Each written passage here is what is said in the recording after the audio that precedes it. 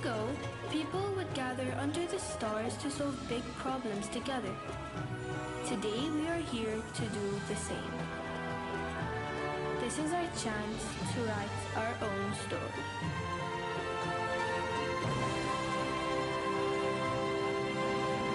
Welcome to COP16. Welcome to Riyadh.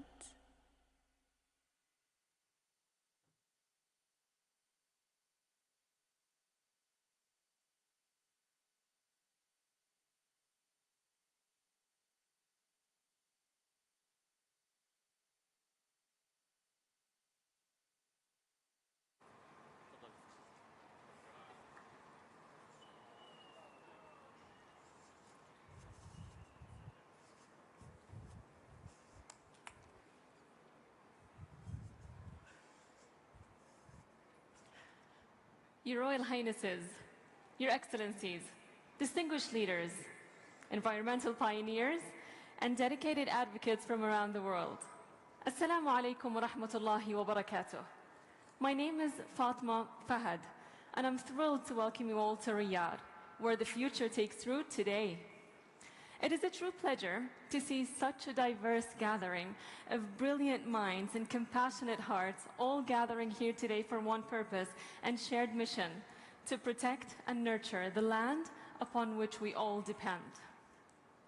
Saudi Arabia is honored to host the 16th conference of the parties to the UN Convention to Combat Desertification, COP16, the largest UN land conference to date, and the first to be held in the Middle East and the North Africa region. Today we come together to lay the foundation for a better future. The hosting of COP16 reflects the keen interest of wise leadership in advancing environmental sustainability.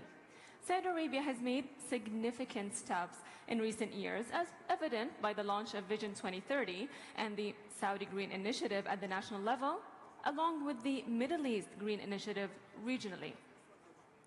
On the global stage, though, Saudi Arabia has also led great efforts like the Global Initiative on reducing land degradation and enhancing conservation of terrestrial habitats, as well as the Global Coral Research and Development Accelerator Platform launched during the Saudi G20 in 2020, as you recall. Today, as we unite under the theme Our Land, Our Future, a theme that highlights legacy, responsibility, opportunity, we are reminded that the actions we take today will shape the future for generations to come. So, because in the end, our land is truly our future. Your Highnesses, Your Excellencies, distinguished leaders, we are here to build partnerships and face the challenge of land degradation with courage and optimism. The energy in this room echoes commitment, possibility, and hope. So this is our moment to unite and to dream, and to make those dreams and visions become reality.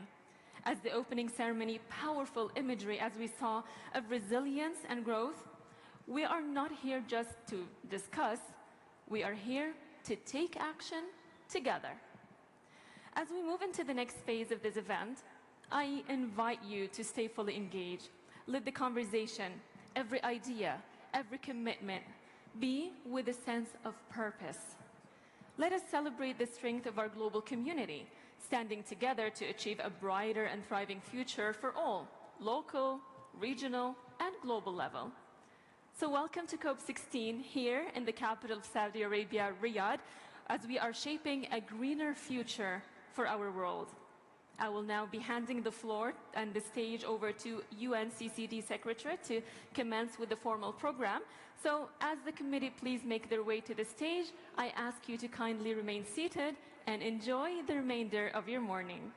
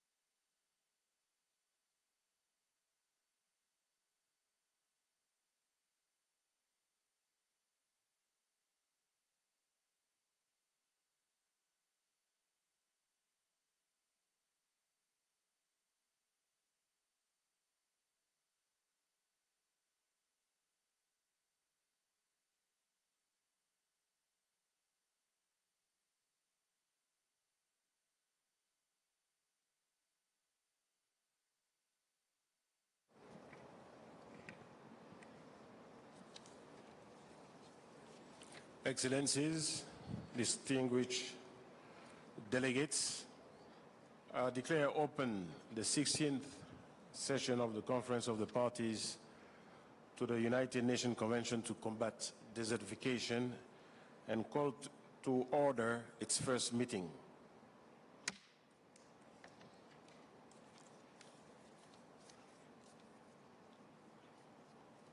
I will now deliver a statement in my capacity as President of the 15th session of the Conference of the Parties.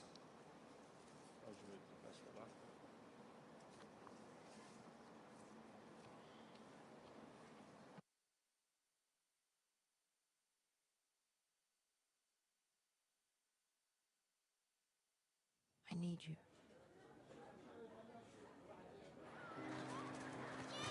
My fields are turning to dust. I gave you everything I could, but I have nothing left. I fed you, nurtured you, cared for you.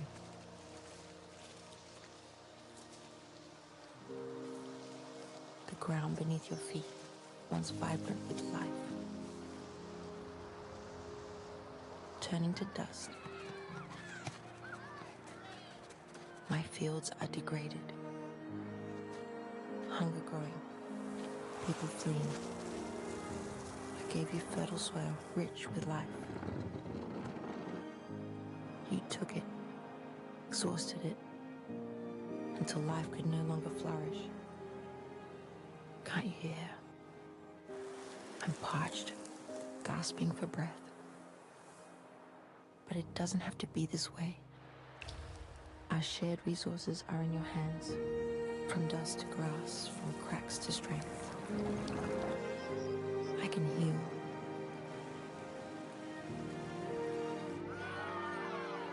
But not alone.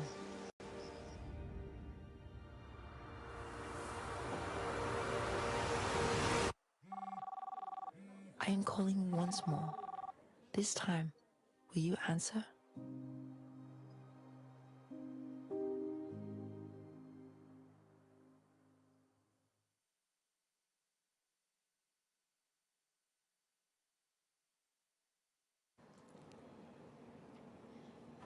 Your Royal Highnesses, Excellencies, distinguished delegates, ladies and gentlemen, allow me to begin by thanking our host for the warm welcome extended to the participants of this major event, that is COP16 of the UNFCCC.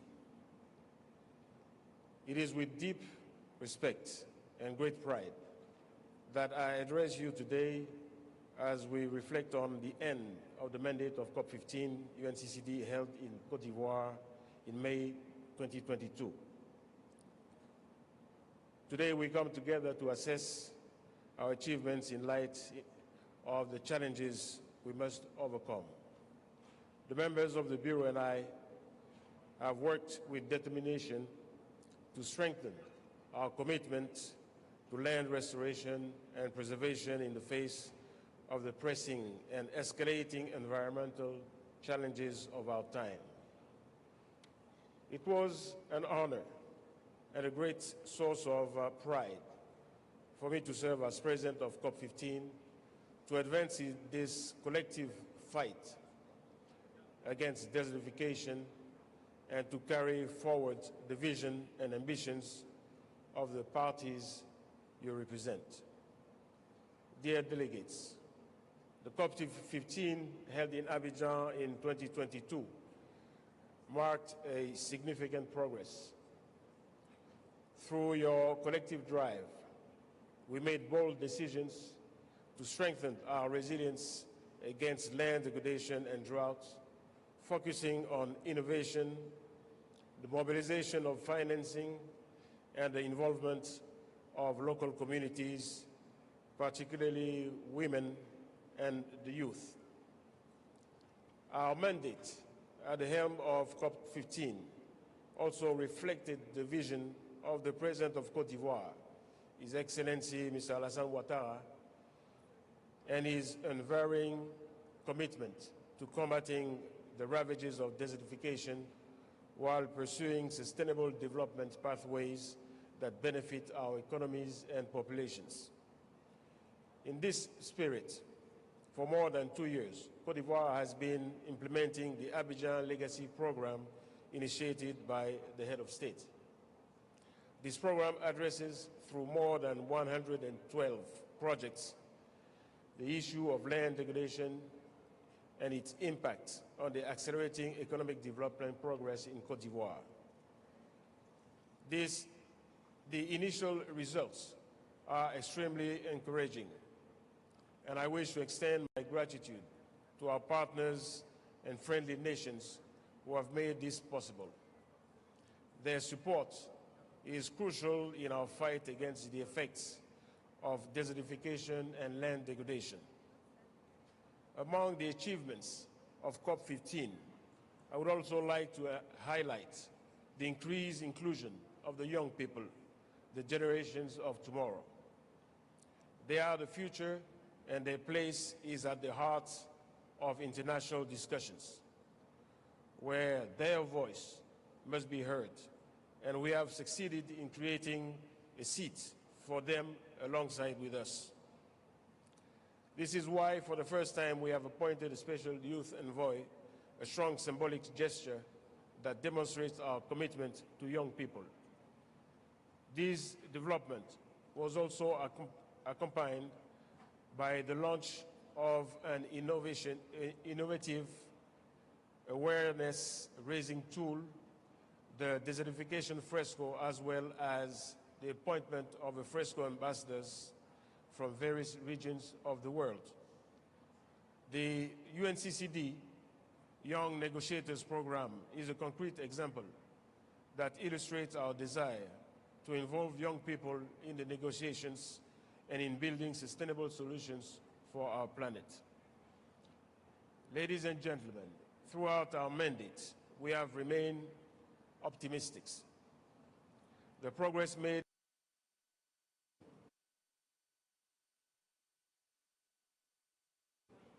promising.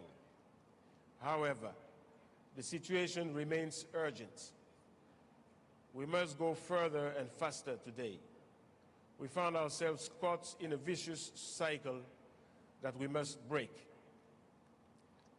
We can only achieve this if we move beyond the silos that hinder our collective action, and if we adopt a holistic approach that recognizes the constant interaction between desertification, biodiversity loss, and the acceleration of climate change.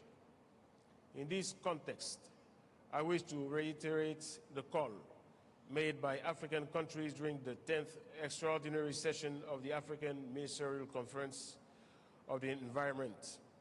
This call advocates for the establishment of a legally binding protocol on drought management and resilience building under the United Nations Convention to combat desertification, specifically for countries severely affected by droughts and desertification, particularly in Africa. Given the urgency of the situation, I hope that the stronger collaboration initiated between the presidencies of the three COPs will continue. Indeed, we have succeeded in consolidating the indispensable synergy between the three Rio Conventions by signing 2 joint declarations. Regarding public awareness and political advocacy related to land degradation, we have succeeded in attracting the attention of leaders, notably through the creation of the desertification fresco card game. We have paved the way. It is now up to you to act collectively, but also to achieve better coordination and coherence of national policies to combat drought. Ladies and gentlemen, dear participants, at this solemn moment, it is time to hand over the baton to the Kingdom of Saudi Arabia, which is hosting COP16. To our Saudi brothers,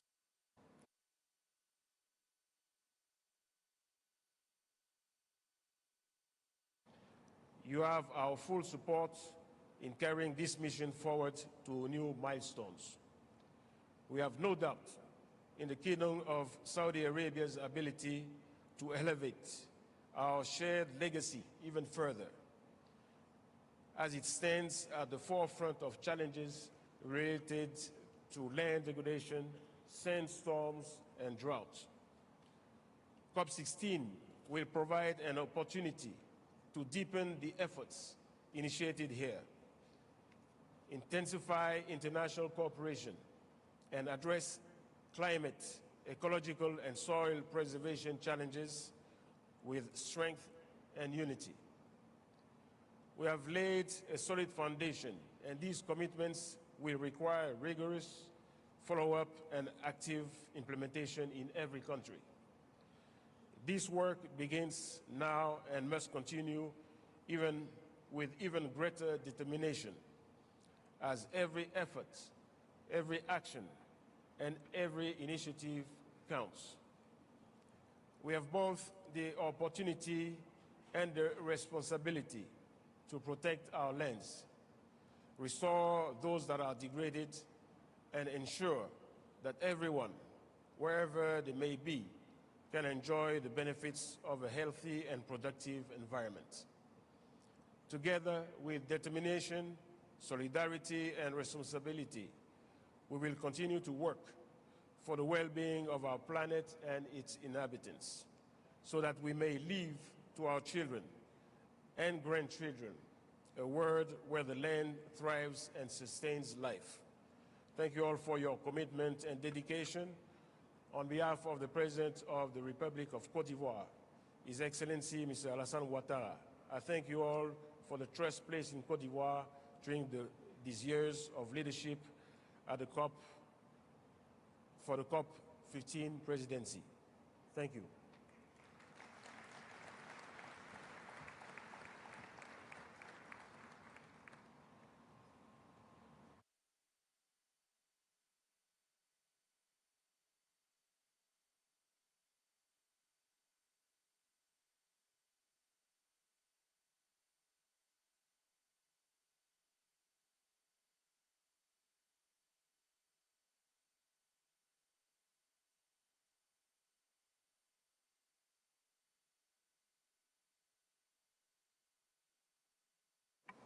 Excellencies, distinguished delegates, I now invite the Conference of the Parties to consider item 1A of the provisional agenda for the session in order to proceed to the election of the President of the 16th session. I understand that there is a general agreement among the parties to elect His Excellency Abdulrahman Abdulmohsen Alfadley, Minister of Environment, Water and Agriculture of Saudi Arabia, to the position of President of the 16th session of the Conference of the Parties.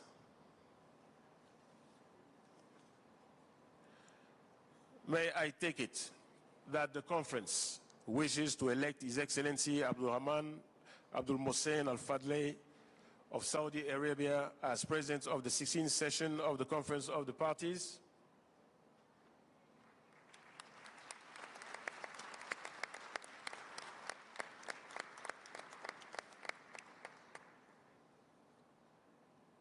I can hear no objection. Do you? None. It is so decided.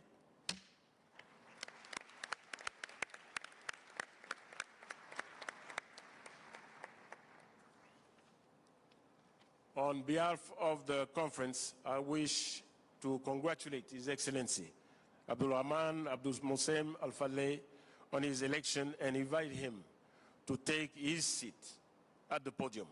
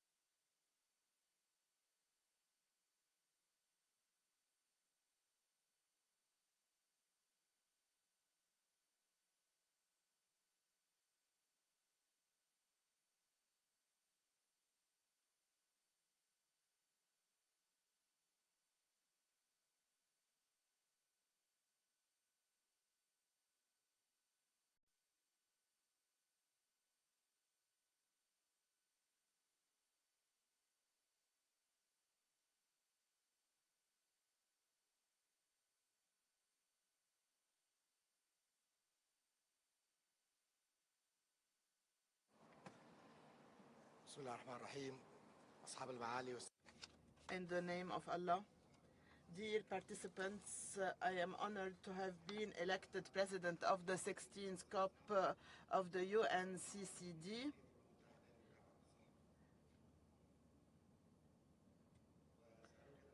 And I wish to express now, I will now deliver my statement in my capacity as President of COP16. In the name of God, in the name of Allah,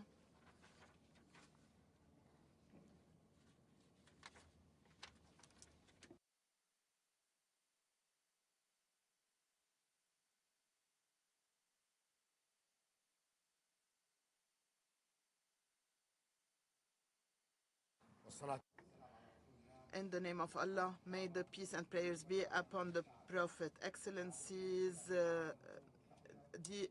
Your Excellency, Under Secretary General of the UN, ladies and gentlemen, heads of delegations, member of delegation, may God's peace and blessings be upon you all.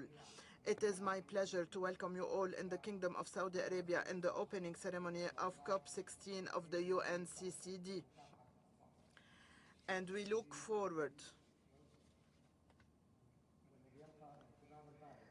to this conference, especially that it is of great interest to His Majesty, the custodian of the two holy mosques, King Salman bin Abdulaziz Al Saud, and His Royal Highness Crown Prince Mohammed bin Salman.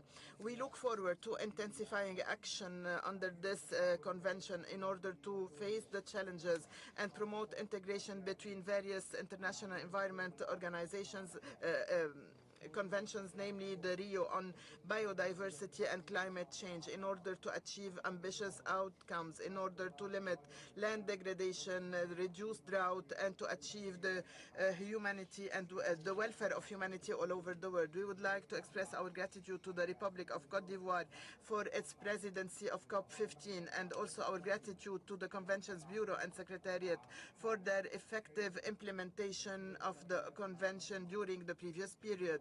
We would like also to thank all member states, international, regional organizations, as well as CSOs taking part in this session.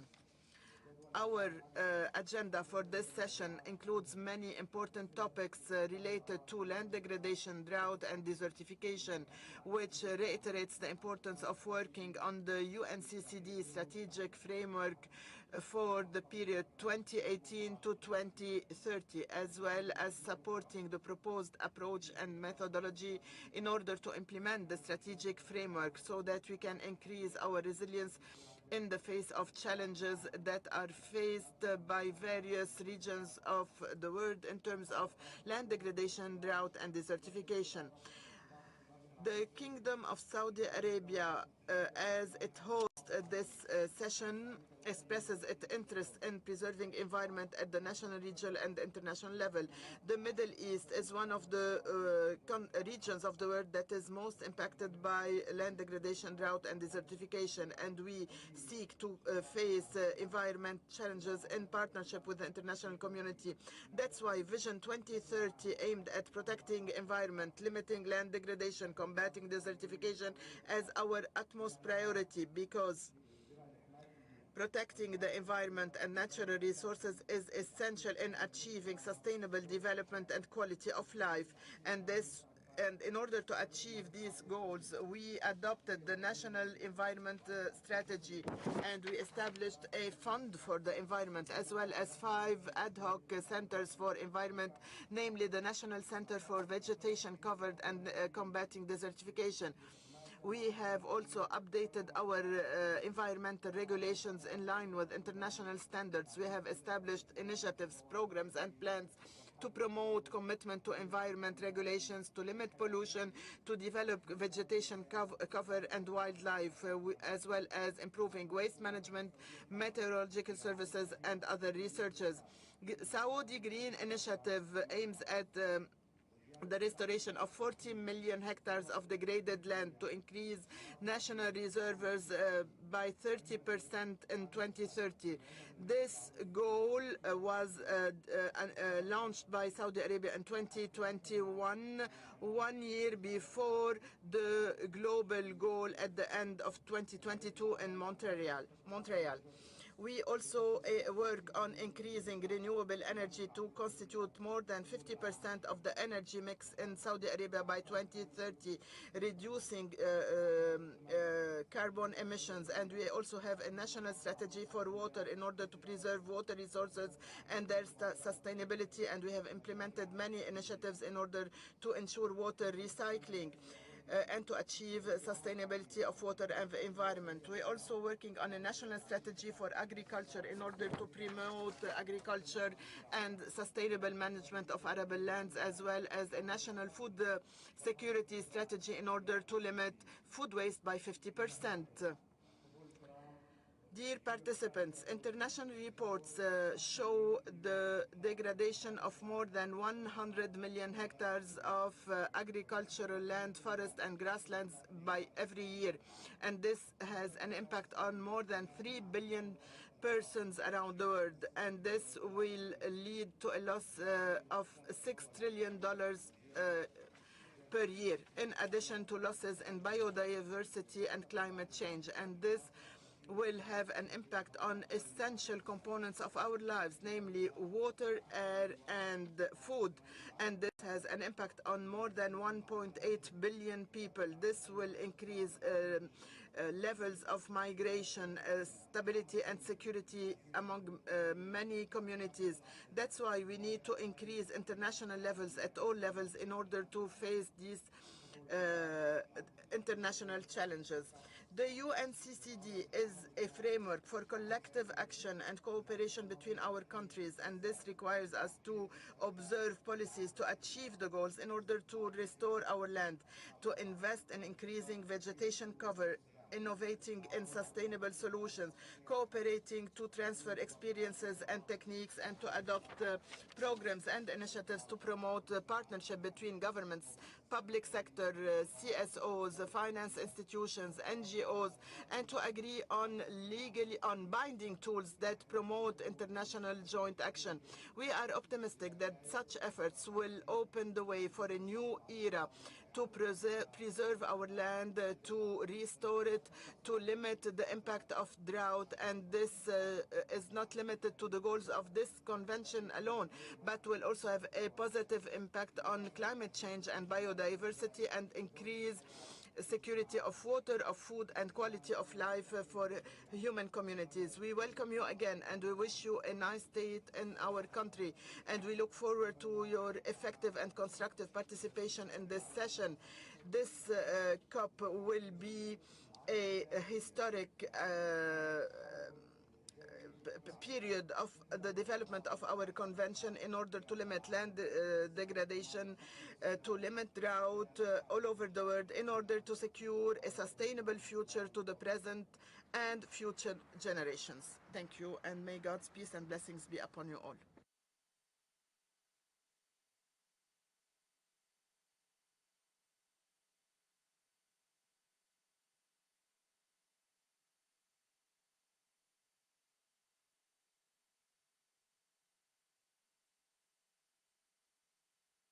يسرني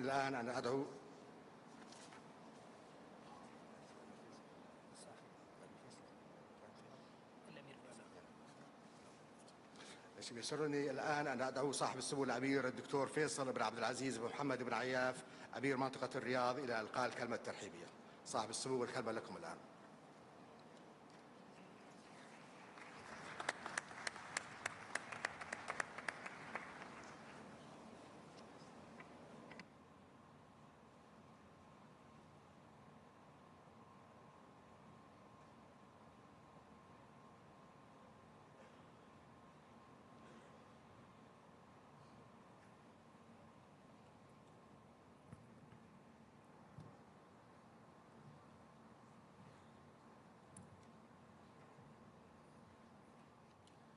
أصحاب المعالي والسعادة، الحضور الكريم، السلام. Ladies and gentlemen, I welcome you and I invoke God's blessings.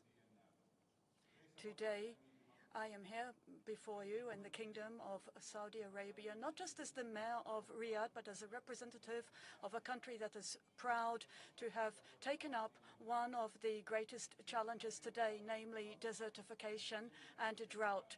These are interlinked phenomena which constitute a challenge for our communities, particularly for the most vulnerable communities. And indeed, these are challenges that affect economic, social, and environmental performance, in particular in the context of rapid industrialization and urbanization. And I'd like to welcome you all to Riyadh to the opening of COP16 of the UN Convention on Combating Desertification. We are united in a common mission to promote this fight against desertification and drought. This is crucial for the survival of our planet. These are environmental challenges that can be addressed only if we focus on the vital role played by local administrations, city administrations. Cities are not just addressing the environmental challenges. Cities help us to find innovative solutions, and so we must work at the local level, because this can lead us to genuinely transformative national strategies with specific approaches for cities. Urbanization is a fact of life today. It is also a motivation to transform. Cities are at the center of culture, of civilization, of industry and innovation. Cities are the base of economies and states. Cities lead us, pave the road to development, and so we must promote sustainability. But the question is how to build a balance between urbanization and the environmental needs before us. Riyadh means green space in Arabic, and the choice of this venue shows that we want this region to remain green. Acting on the instructions of His Majesty King Salman bin Abdulaziz and the Crown Prince Mohammed bin Salman, we have considered Riyadh to be a pioneer city, and we are proud of the work that we are carrying out as part of the Saudi Arabia Green Initiative. This is the cornerstone of our policy in environmental sustainability, and we are working to expand our green spaces to include the environment in our urban fabric. So we are pursuing initiatives here in Riyadh because we are aware that environmental issues are not the issue of any one stakeholder, but are a collective issue that requires collective efforts.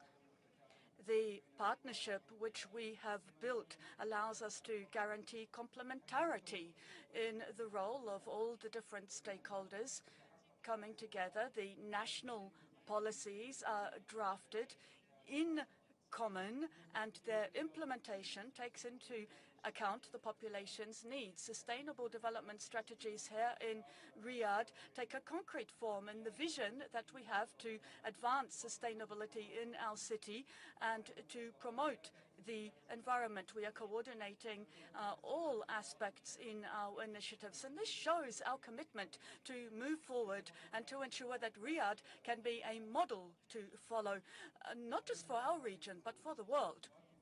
Through our efforts, we are ensuring that sustainability is not a choice, but a necessity, given the challenges that we face. Complementarity between the national and the local efforts allows us to have a genuine impact on the environment. Our strategy encompasses many different policies, projects, programs, all with the goal of protecting our city's environments and developing its resources. And this is translated into major projects such as the Green Riyadh project and the Hanifa Valley Regeneration Project and other projects in our city. And all of this shows how the environment can be complementary to development. Also, we are working to create more green spaces, more parks, to promote reforestation through the plant nurseries that we've established. We are facing this challenge of desertification and drought, and we believe firmly that no country can address these challenges alone, no city can address these challenges alone.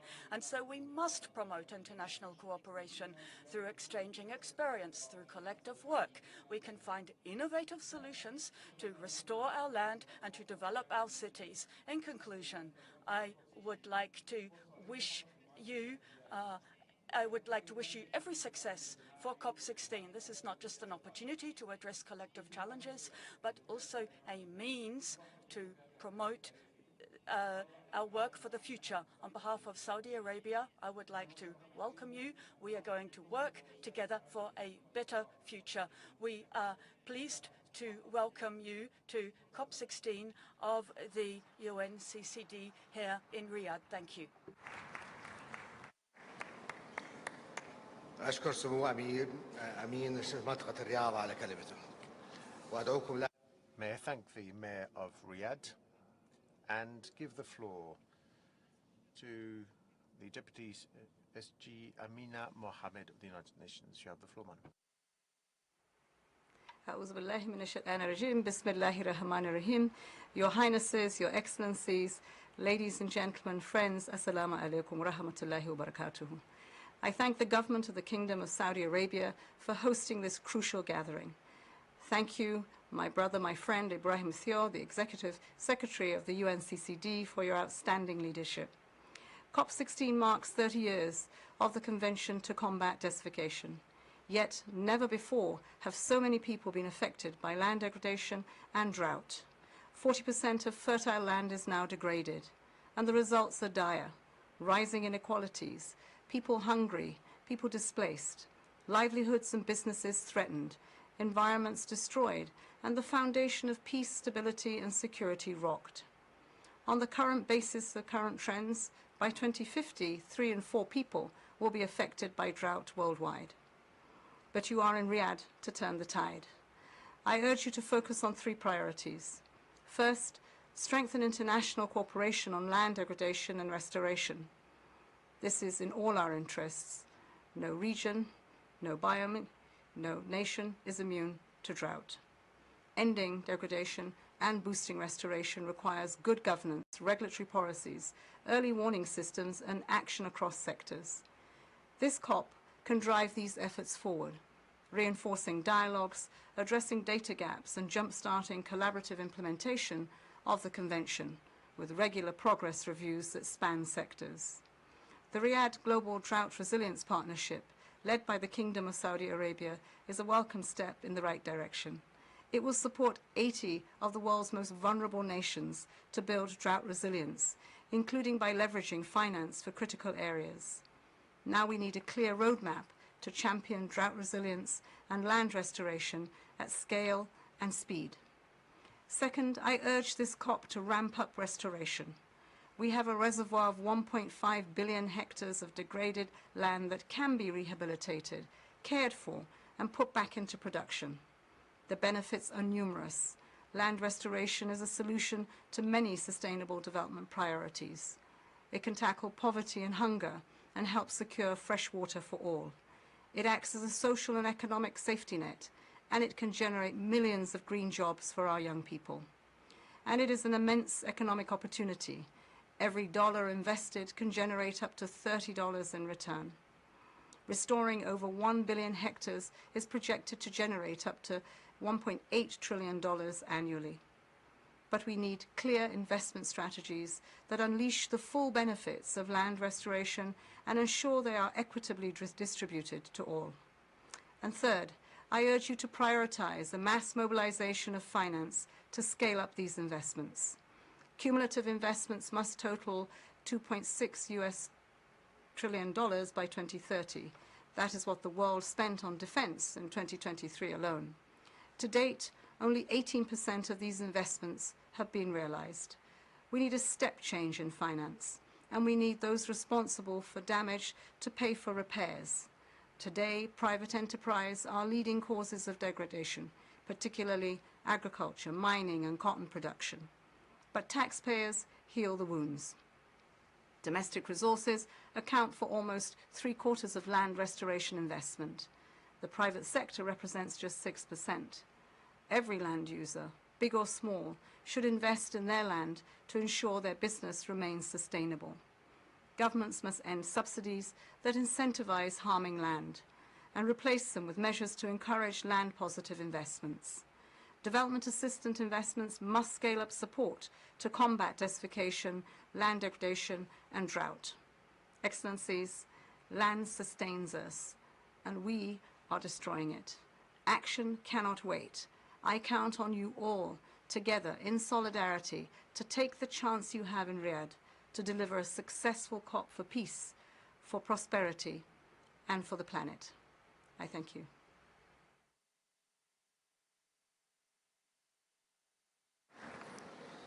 أشكر معالي نائبة الأمين العام للأمم المتحدة. الآن أدعو I would like to thank the Deputy SG of the United Nations and give the floor to the Executive Secretary of the CCD. You have the floor, sir.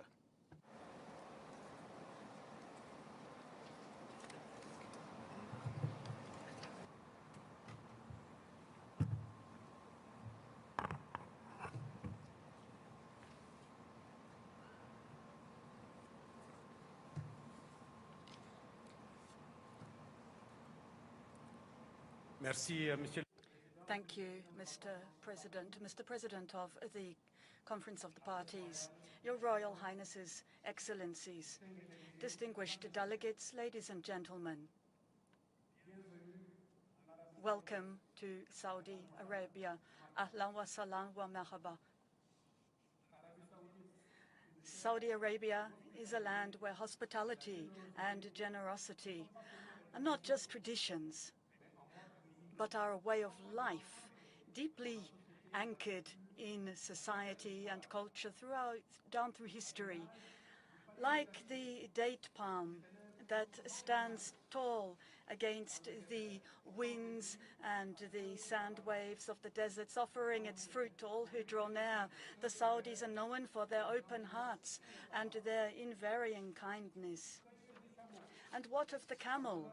As we mark this International Year of the Camelids, the camel, which endures the harshest desert conditions, a symbol par excellence of resilience and perseverance.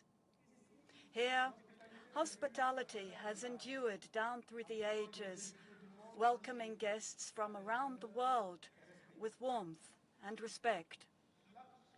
The act of offering dates with Arab Cafe is a way of making you feel at home, sharing with you not just food, but also a piece of heritage and national pride. I know that you will share my experience and that you will feel at home here during your stay in Saudi Arabia. Mr. President, our planet has become sick through land degradation. Close to 40% of its surface is now affected.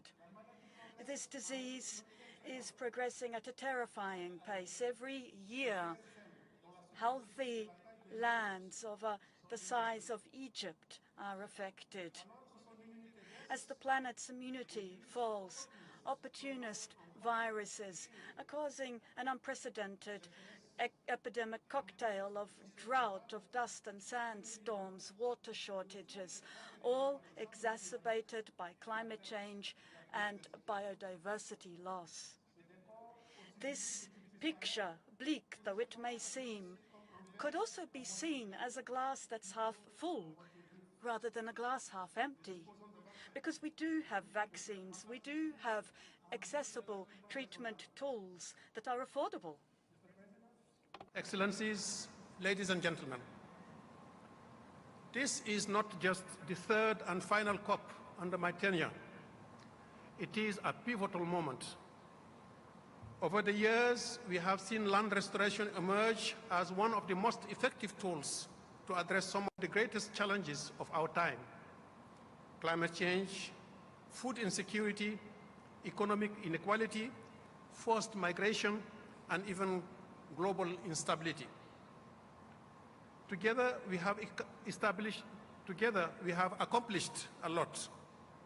However, our work is far from finished. Indeed, scientific evidence is unambiguous. The way we manage our land today will directly determine the future of life on Earth. Land restoration is first and foremost about securing the foundation of our economy, security, and humanity. In this regard, I would like to express my deepest gratitude to the Kingdom of Saudi Arabia for its vision and leadership in elevating the global land restoration and drought resilience agenda. Whether through the G20, hosting this landmark COP and building its legacy, or the Saudi Green Initiative, or again, most recently, the Middle East Green Initiative. The UNFCCC call to address desertification, land degradation, and drought is no longer a whisper. It is being recognized at the highest levels of global decision-making, signaling a global recognition of its transformative power.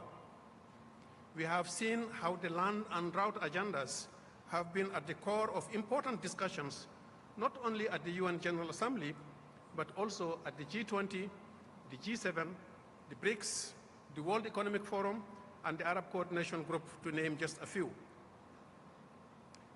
Major large-scale land restoration and drought initiatives such as the Great Green Wall in Africa, the G20 Global Land Restoration Initiative, the International Drought Resilience Alliance have built their approaches on the foundations laid by the UNFCCC parties. We are glad to note the powerful impacts of our COPs, both in India, under the initiative of Prime Minister Narendra Modi to restore 26 million hectares, and in Cote d'Ivoire, with the Abidjan Legacy Program of President Alassane Ouattara, costed at $3 billion. We welcome and applaud the important Saudi-led legacy of COP16 that will be unveiled today and tomorrow. These efforts have generated political momentum and a broader understanding that addressing land degradation goes beyond ecology. Land restoration is primarily about nurturing humanity itself. And that is what COP16 is all about.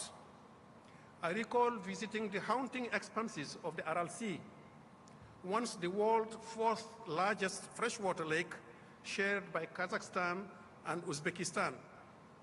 Standing here, where life was once flourished, I saw a barren wasteland, an environmental disaster of unimaginable scale.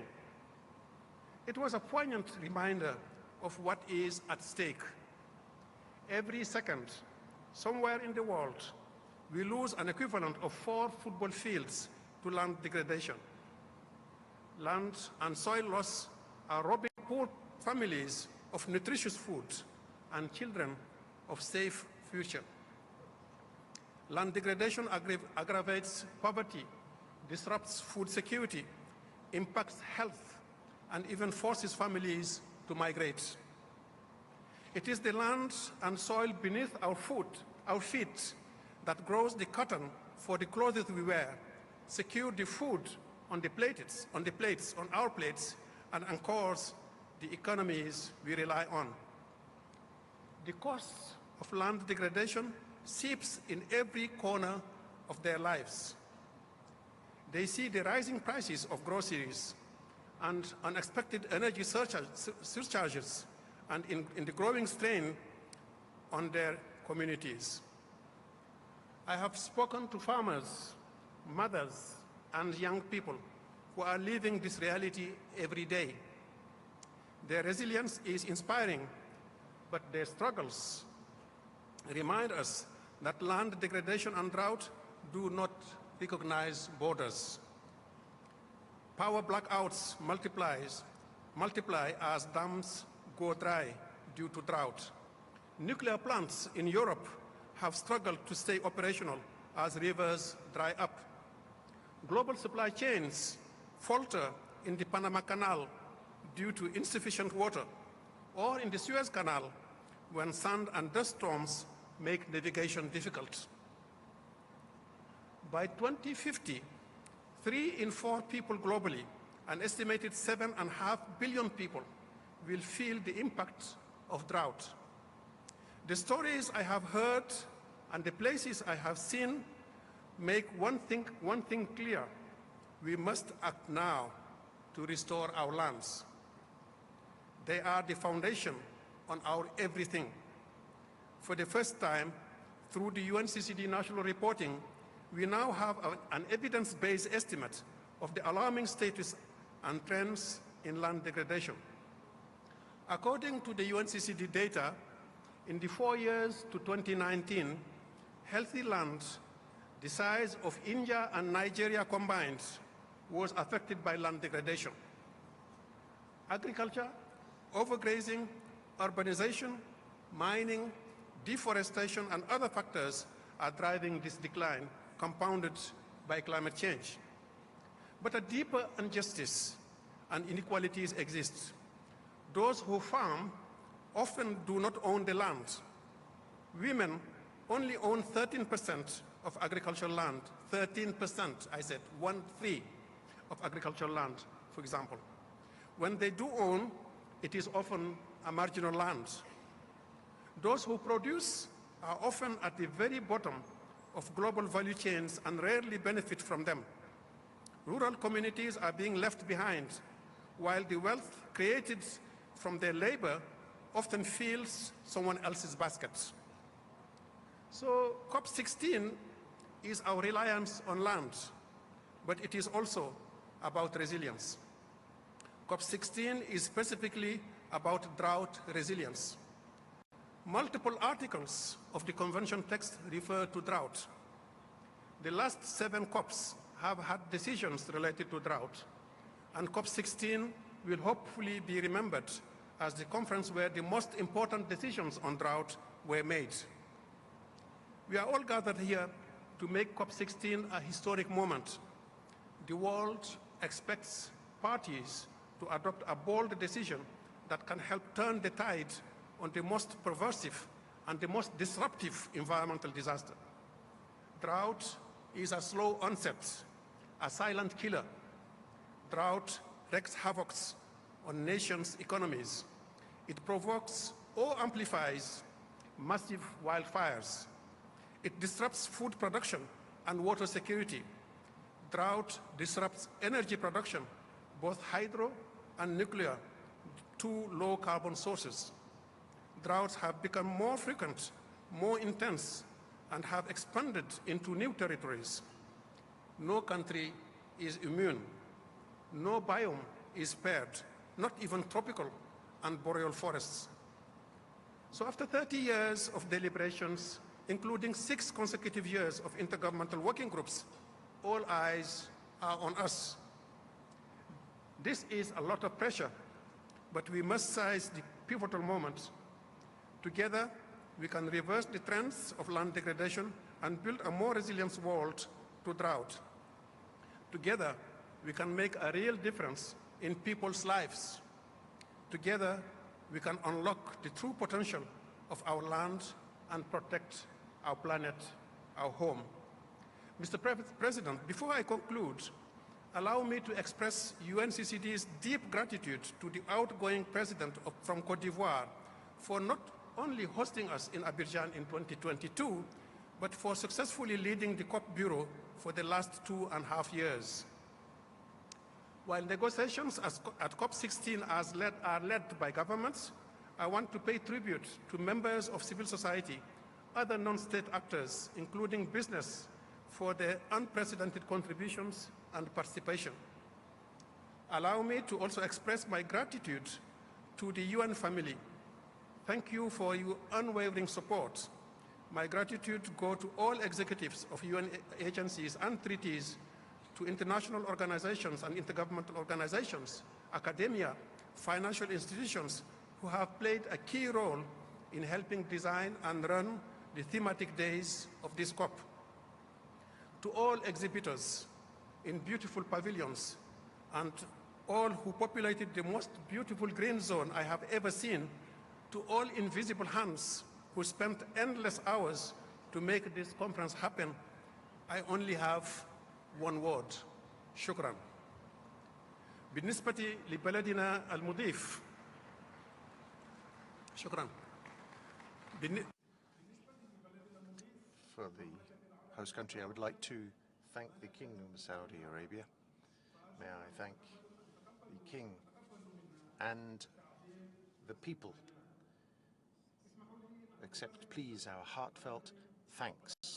Thank you, and thank you again, and thank you again for your hospitality. I thank you for your generosity. May the peace of God be upon you.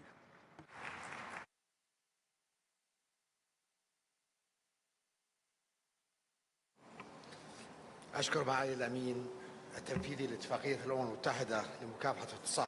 I thank the Executive Secretary of the Convention for his statement. We shall now hear the introductory statements, opening statements, beginning with the statement by the Prime Minister of Mongolia, who is the host of COP17.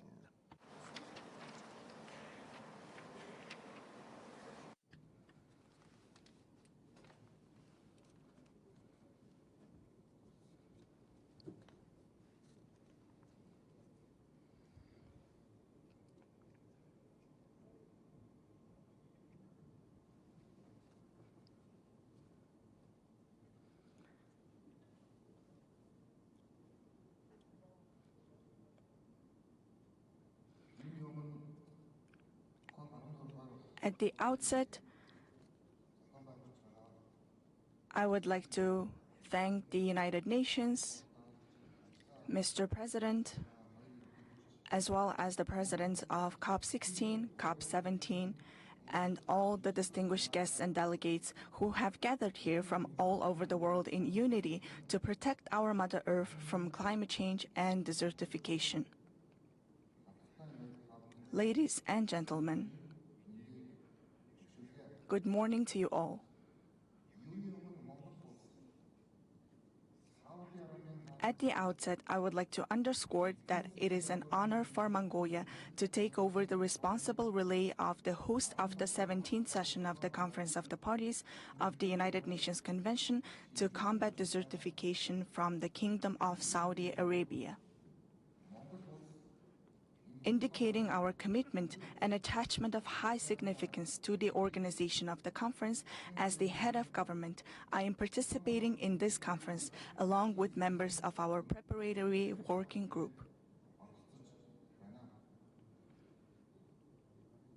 I am delighted to visit the Kingdom of Saudi Arabia, a country with a centuries-old rich history, for the first time as the Prime Minister of Mongolia.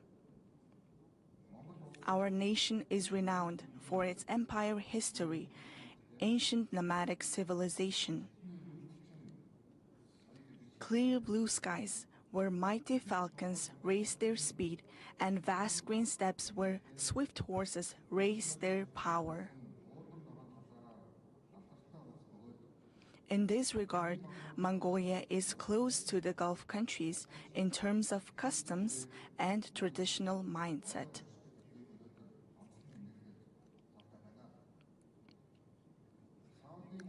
I want to express my heartfelt gratitude to His Royal Highness Prince Mohammed bin Salman, Crown Prince and Prime Minister of the Kingdom of Saudi Arabia, representative of the great leaders of the new era, who is setting an example internationally through his noble deeds, such as Saudi Vision 2030, the Saudi and the Middle East Green Initiatives, and MISC Foundation for Youth Development, as well as to his government for successfully hosting the 16th session of the Conference of the Parties of the UN Convention to Combat Desertification.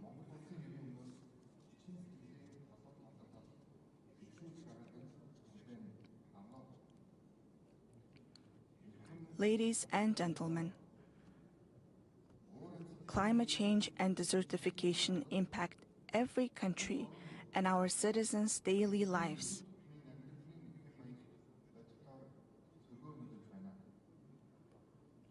According to the United Nations, the frequency of natural disasters in Mongolia has doubled over the past 2 decades.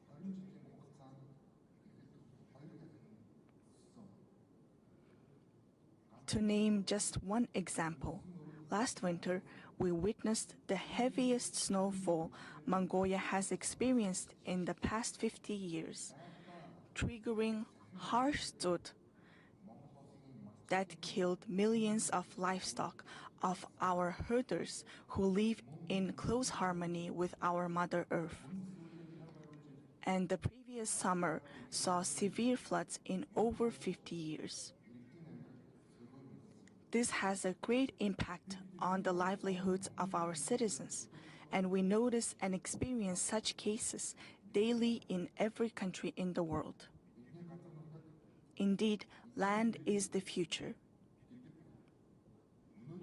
Hence, this conference is being held under the theme, Our Land, Our Future.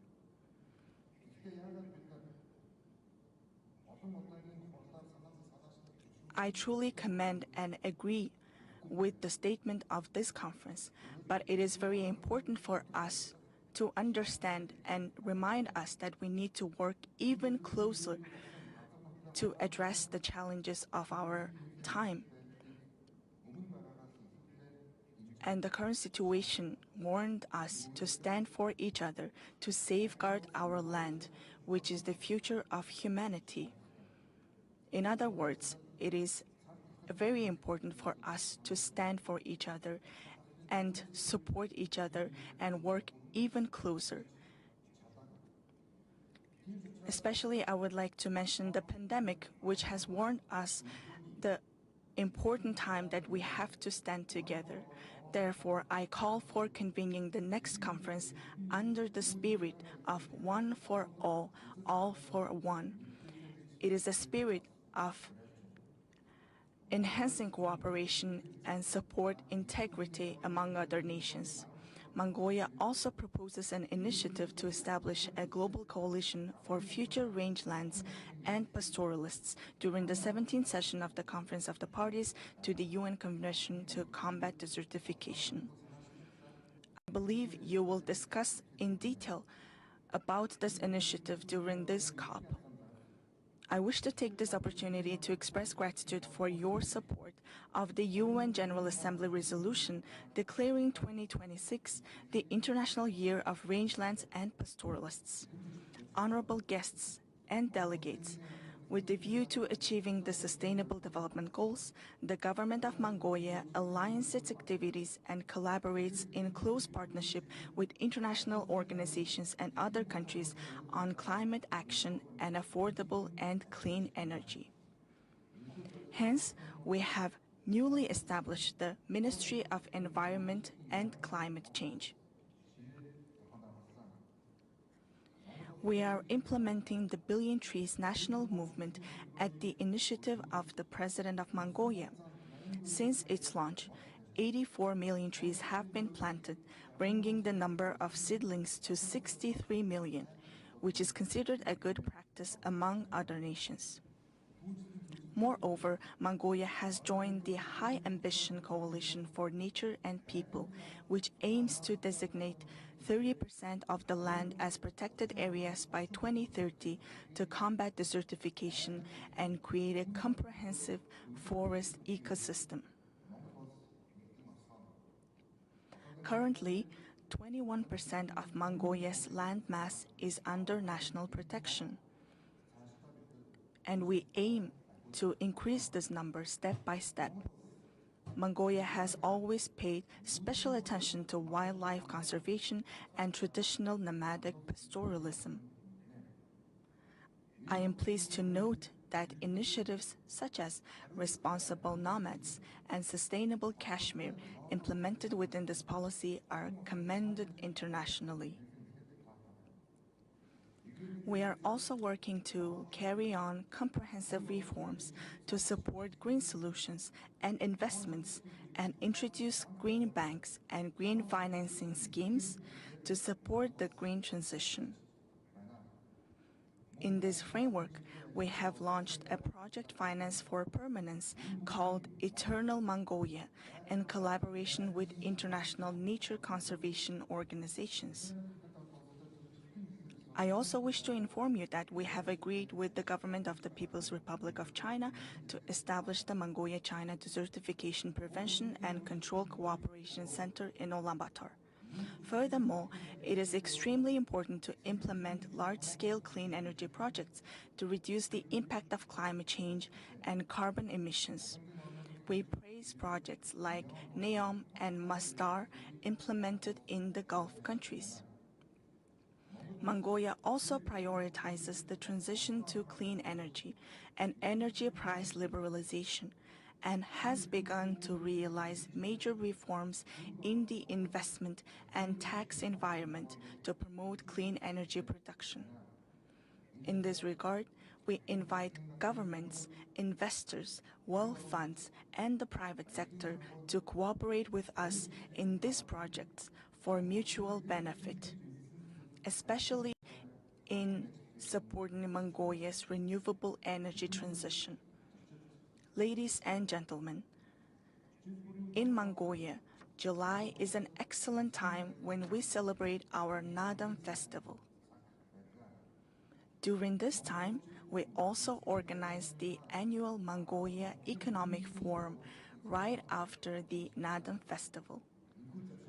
Taking this opportunity, I invite you to Mongolia to enjoy our Nadam, a symbol of the conservation of pristine nature and living in close harmony with Mother Earth, and participate in the Economic Forum. I wish the 16th session of the Conference of the Parties of the UN Convention to Combat Desertification great success. Dear guests and delegates, I invite you to attend COP17 in 2026. Let us reunite in Mongolia, the land of the eternal blue sky. Thank you very much.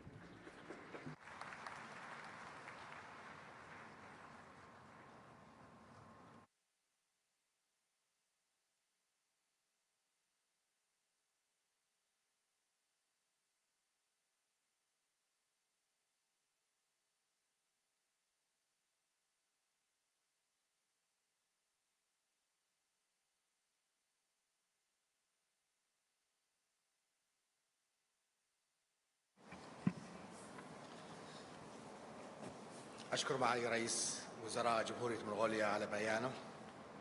الآن أدعو I would like to thank the Prime Minister of Mongolia for his statement, and I now give the floor to Professor Rockstrom.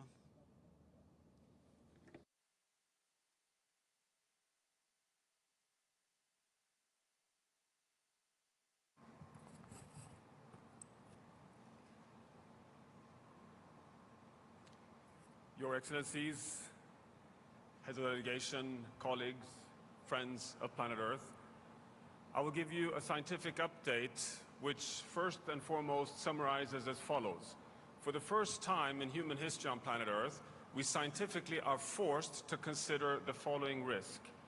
We are currently halfway through the decisive decade that very likely will determine the future of humanity for many generations into the future, unless we bend the curves and start truly transforming back within a safe operating space of a resilient and healthy planet. We are today finding overwhelming scientific evidence that we are at risk of destabilizing, of losing resilience and undermining life support at the planetary scale. Now, this is based on overwhelming scientific evidence. The latest finding shows we're following a pathway that will take us to over 3 degrees Celsius of global mean surface temperature rise already by the end of this century. Dear colleagues, this is a path to disaster. It's a place we haven't seen on planet Earth over the past 4 million years. And moreover, the most focus is on phasing out fossil fuels for a safe landing in a decarbonized world economy. But we today know scientifically that that will not be enough. Land is the fundamental determinant of the resilience of the entire planet. We therefore know today that decarbonizing the energy system must be simultaneously moved very decisively with being stewards of sustainable land systems. And as has been pointed out several times already this morning, we are on a very dangerous path. 15 million square kilometers of land have already been lost to land degradation. That's an area equivalent to the largest continent on planet Earth, Antarctica. We're losing 1 million square kilometers of healthy land each year. And remember this, scientifically we know today that managed land is actually a source of greenhouse gases. The single largest economic sector emitting greenhouse gases, 23%. But intact land that we manage, ecosystems that are what we can today define as intact nature, roughly 50% of the land surface, is actually still a carbon sink. So remarkably, land is moving in the wrong direction, but at the same time, we know that land can be our savior and can be a fundamental part of the solution. So that's the juncture we've reached. We also know that degrading land is connected directly to so much of the extreme impacts that today is impacting millions of people through droughts, floods, heat waves, fires, all the extreme events we today know not only are caused by us humans, but also are occurring more frequently and are more severe, are connected with land. Therefore, we need to understand that when we talk about the hockey stick of rising temperatures on Earth, now touching for the first time 1.5 degrees Celsius, which as we know is the sister convention of the UNFCCC, the limit that we've agreed to hold, that the only way to hold it is actually to also manage land. Now, therefore, the conclusion, what science is trying to communicate to the world today, is that land is no longer something that is only the basis for livelihoods, for prosperity, for human well-being. It's also a component for drought resilience, for the health of the entire Earth system. It regulates systems like climate stability, biodiversity and health ecosystems, and freshwater supply. It is therefore about planetary health as well as human health. But it's also, as we all know, serves as the foundation for food security, for clean water, and for shelter for all humans. And here we have what I would argue to be the integrating guideline for our future towards a safe operating space for humanity, which you see here in green. We have scientifically identified the 9 planetary boundary systems, the big environmental biophysical systems that regulate the health, the stability, the resilience of the entire planet. To put it simple, we have to stay within the safe operating space for these 9 environmental processes to have the chance of a livable future for all future generations on Earth. Land is one of them, but land is connected to 7 of these 9 planetary boundaries. It's connected to climate change, to biodiversity, to the bloodstream of the entire planet, the hydrological cycle, the freshwater cycle. Without land, you don't have stable flows of fresh water in groundwater, in lakes, and soil moisture feeding the entire photosynthesis. But it's also linked to the cycles of nitrogen and phosphorus.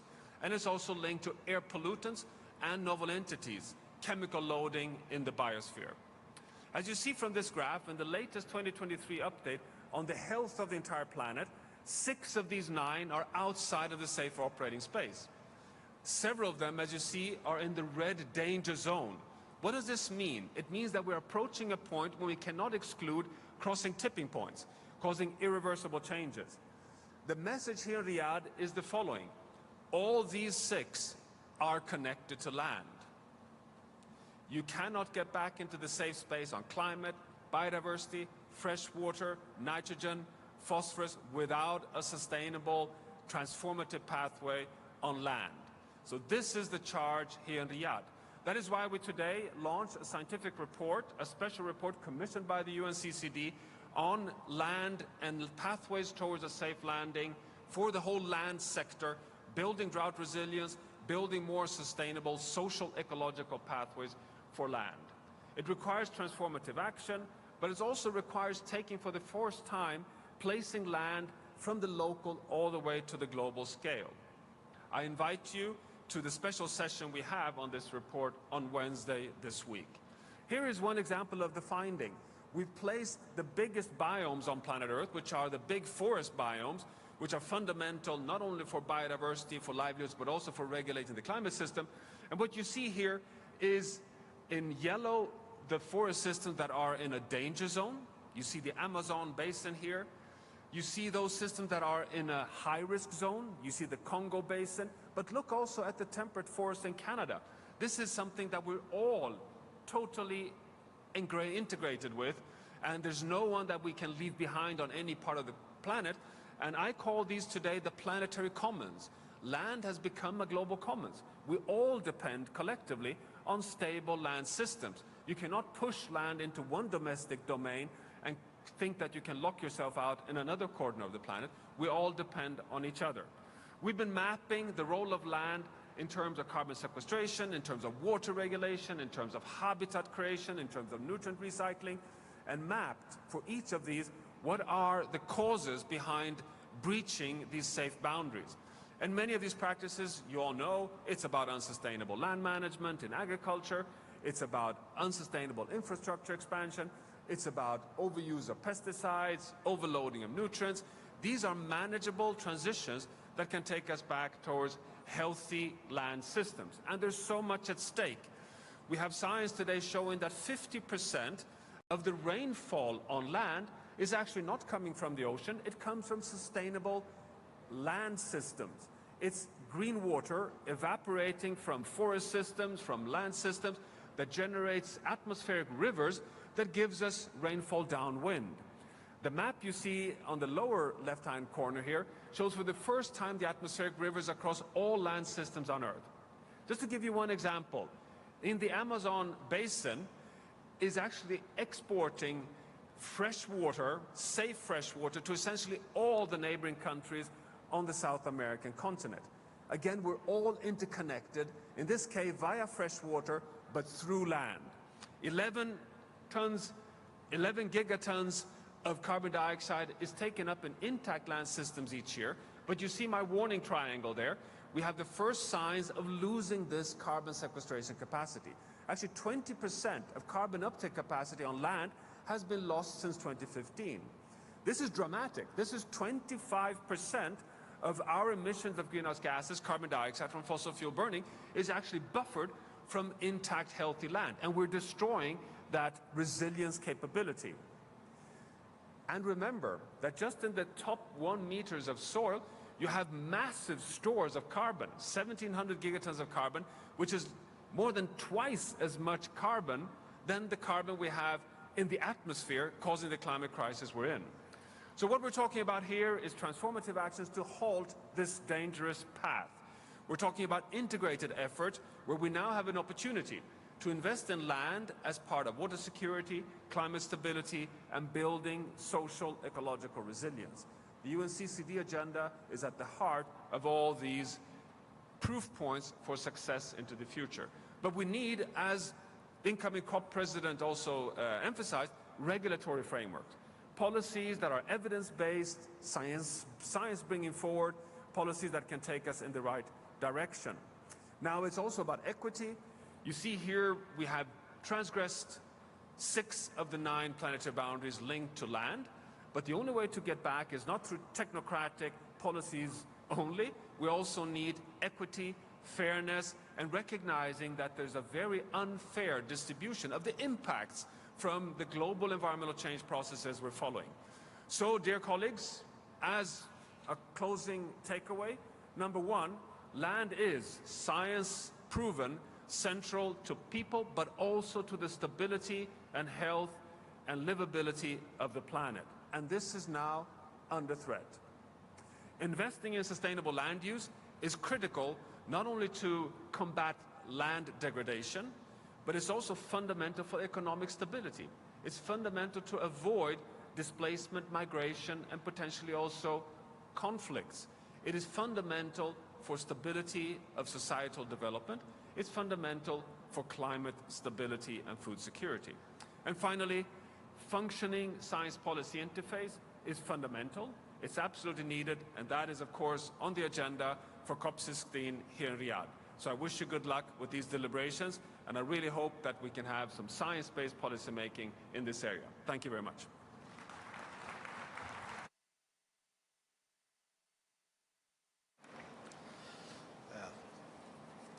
نشكر البروفيسور يوهان.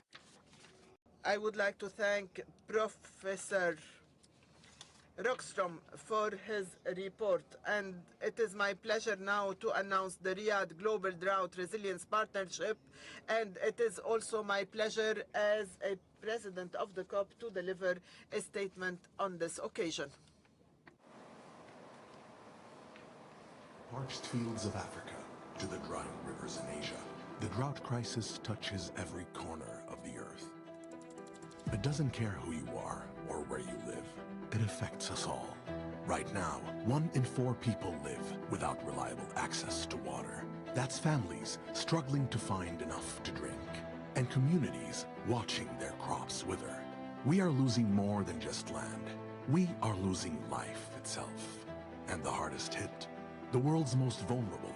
1.8 billion people already living in the shadow of drought, with women and children bearing the brunt of climate-fueled disasters. By 2040, almost 160 million children will be living in a world where prolonged droughts are the norm. Already, the impact is dire. Drought is a driving force behind global instability, conflict, and migration. The number of forcibly displaced people is soaring at an alarming rate, reaching 120 million people in 2024. The current drought response is largely reactive, providing relief only after disaster strikes. Strategic drought preparedness is not just an option, it's essential. In the face of this global emergency, Saudi Arabia is stepping forward, but no single country can solve this crisis alone. The Kingdom is launching the Riyadh Global Drought Resilience Partnership, a transformative initiative uniting nations, communities, and sectors in a global fight against drought.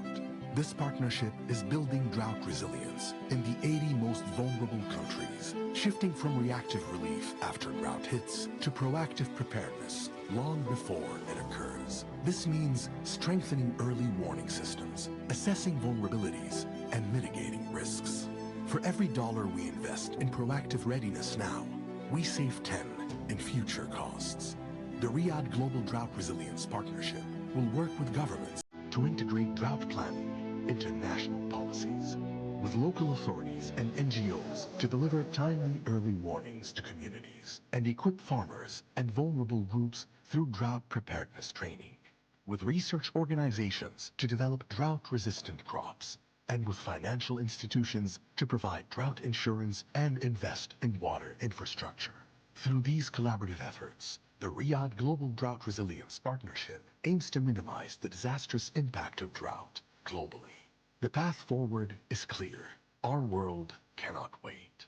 It is time for governments, businesses, nonprofits, financial institutions, and individuals to rise to the occasion and act for our land, for our future, for every life that hangs in the balance.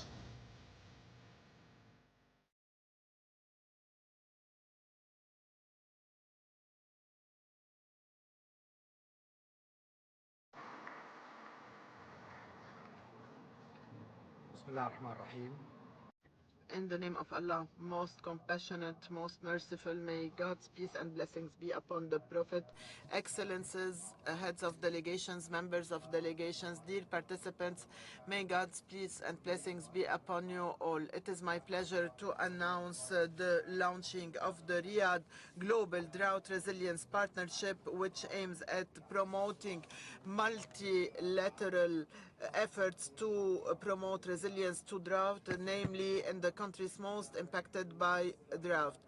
It includes proactive partnerships to support the UNFCCC.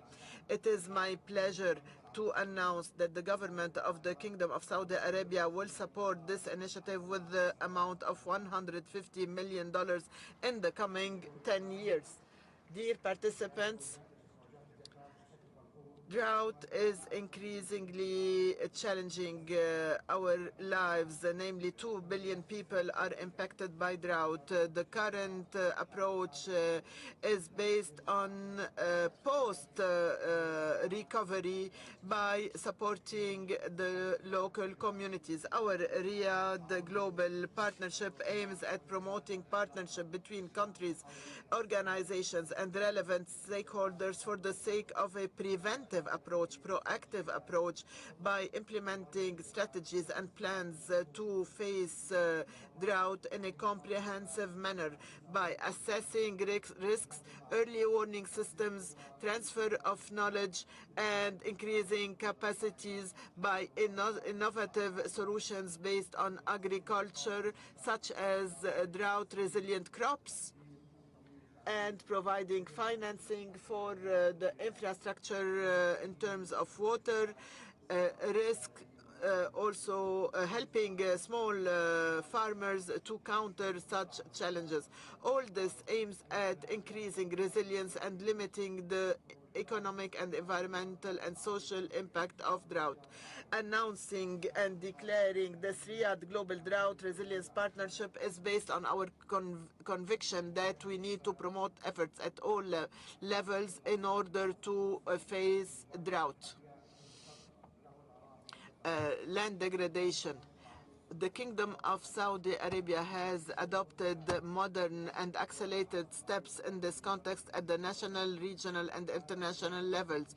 We have adopted the National Strategy for the Environment, Green Saudi Environment, Middle East Green Environment, as well as the G20 Global Land Initiative. We also work on promoting international cooperation in the field of water resources, and we have established the International Water Institution. I would like to thank all the partners that supported this global Riyadh partnership so that we can increase our resilience to drought, namely the Secretariat of the UNCCD and the Arab Coordination Group, the UN Environment Programme, the World Economic Forum, and I invite all countries, organizations, and stakeholders to join this international initiative so that we can increase our common capacity to be resilient in the face of drought as per the goals of the UNCCD, and to have a positive impact on the lives of billions of people all around the world. May God's peace and blessings be upon you all.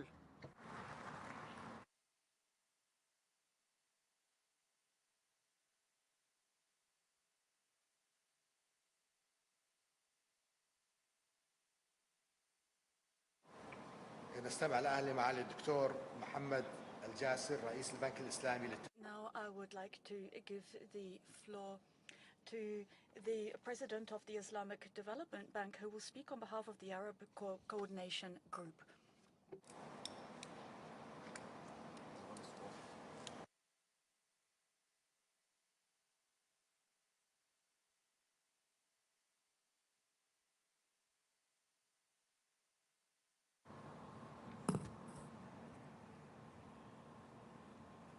بسم الله الرحمن الرحيم.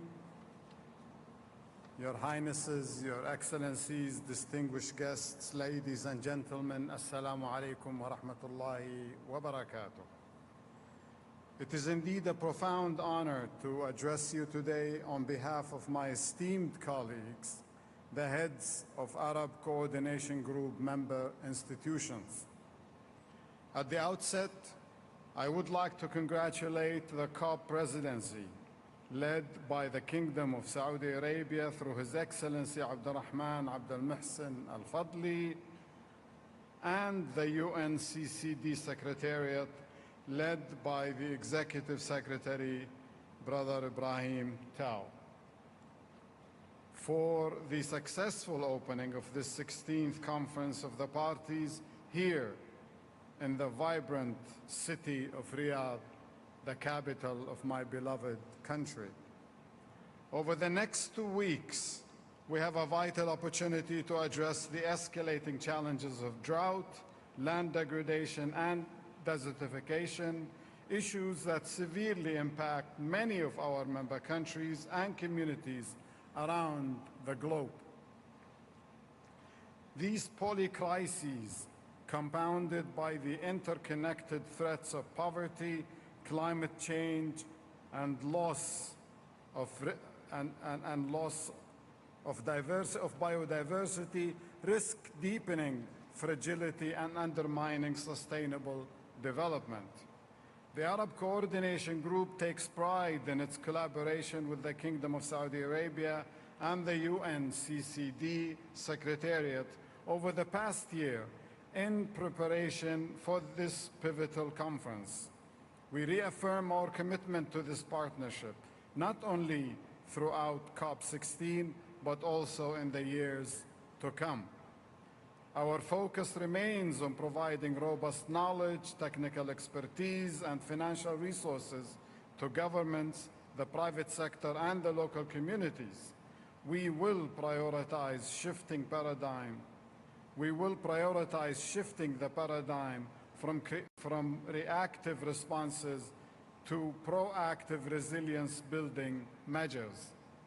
Tomorrow, the Arab Coordination Group institutions will announce their collective commitment to addressing the global challenges of land degradation, desertification, and drought as integral components of their development operations. In closing, I would like to emphasize that the magnitude and urgency of these challenges demand collective action. We must unite as a global community, forging partnerships that mobilize resources and deliver meaningful impact where it is most needed. Together, we can drive a just, fair, and inclusive transition towards a sustainable future for both people and planet Earth. Let's unite in a joint fight against the dreadful 3Ds: drought, desertification, and land degradation. Wassalamu alaikum wa rahmatullahi wa barakatuh.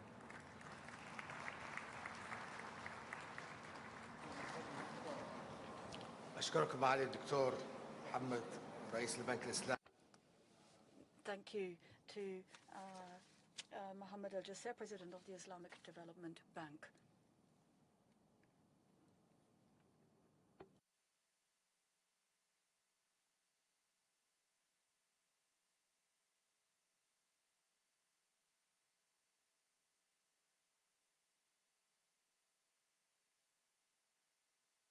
بسم الله الرحمن الرحيم. الكلمة الآن. In the name of God, the Compassionate and the Merciful, I now give the floor to the representatives of the regional groups, the interest groups, and the representatives of NGOs. And I would ask them, please, to keep their statements brief. And I would now like to give the floor to the representative of Morocco on behalf of the Group of African States. You have the floor. بسم الله الرحمن الرحيم والصلاة والسلام على أشرف المرسلين سيد رئيس مؤتمر الأطراف لاتفاقية الأمم المتحدة لمحاربة التصحر. Mr. Chairman of the Conference, COP, UNFCCC, Executive Secretary of the Convention, also distinguished delegates, ladies and gentlemen. From the outset, may I voice all my thanks to the Kingdom of Saudi Arabia and the custodian of the two holy mosques, King Salman bin Abdulaziz Al Saud, as well as His Royal Highness Prince Mohammed bin Salman, for the warm welcome we've received and the generous hospitality extended to us. This is nothing new from Saudi Arabia. Mr. President of the Conference of the Party, may I commend you also for having been elected to chair the work of this conference, and I wish you every success in the way you oversee this work, and I will not fail to thank the Secretariat also for the efforts made to hold COP16. Mr. President, ladies and gentlemen, This session is entitled Our and Our Future, and this session is an opportunity to galvanize our joint efforts to build a better future for future generations. The importance of this session may come from three main points. First of all, this is the convening of the first conference of the parties in the Middle East and North Africa, a region deeply affected by desertification, land degradation, drought, and climate change. Also, we gather as we need to strengthen our economic and environmental resilience strategies at the regional and the international levels at a time when land degradation is accelerating at an alarming rate in all regions of the world. We also note the exacerbation of the problem of drought, both in terms of frequency, severity, and geographical extent. And thirdly, this session is important because there is this need to achieve sustainable development goals, including neutralizing land degradation, which is an effective tool to address climate change, to ensure food security, to reduce poverty, and to guarantee the sustainability of natural resources. This session is also important because it is being held in Saudi Arabia, which is known for its dynamism, especially with regards to drought and desertification issues. In that connection, may I underscore the huge, extraordinary efforts undertaken by Saudi Arabia in this area, and in particular through the launching of the Green Middle East and the 20th Summit, the G20 rather, initiatives. Also, this new initiative designed to promote regional and international cooperation to promote green coverage, biodiversity, to combat desertification and drought, and also with this need to meet international. Mr. President, ladies and gentlemen, the land degradation in the previous years has led to many losses at the socio-economic levels and also posed one of the major environmental challenges. In this sense, accelerating the implementation of anti-desertification programs and implementing sustainable land management mechanisms has become an urgent need to reverse degradation and restore ecological balances. In this context, the international community is now more than ever called upon to respond to the great challenges of sustainable land management in an environment fraught with multiple constraints: climate change, scarcity of water resources, rapid population growth, and urbanization. COP is therefore an opportunity. COP16 is therefore an opportunity that must be fully utilized in order to adopt coherent and action-oriented decisions that will lead to tangible achievements on the ground.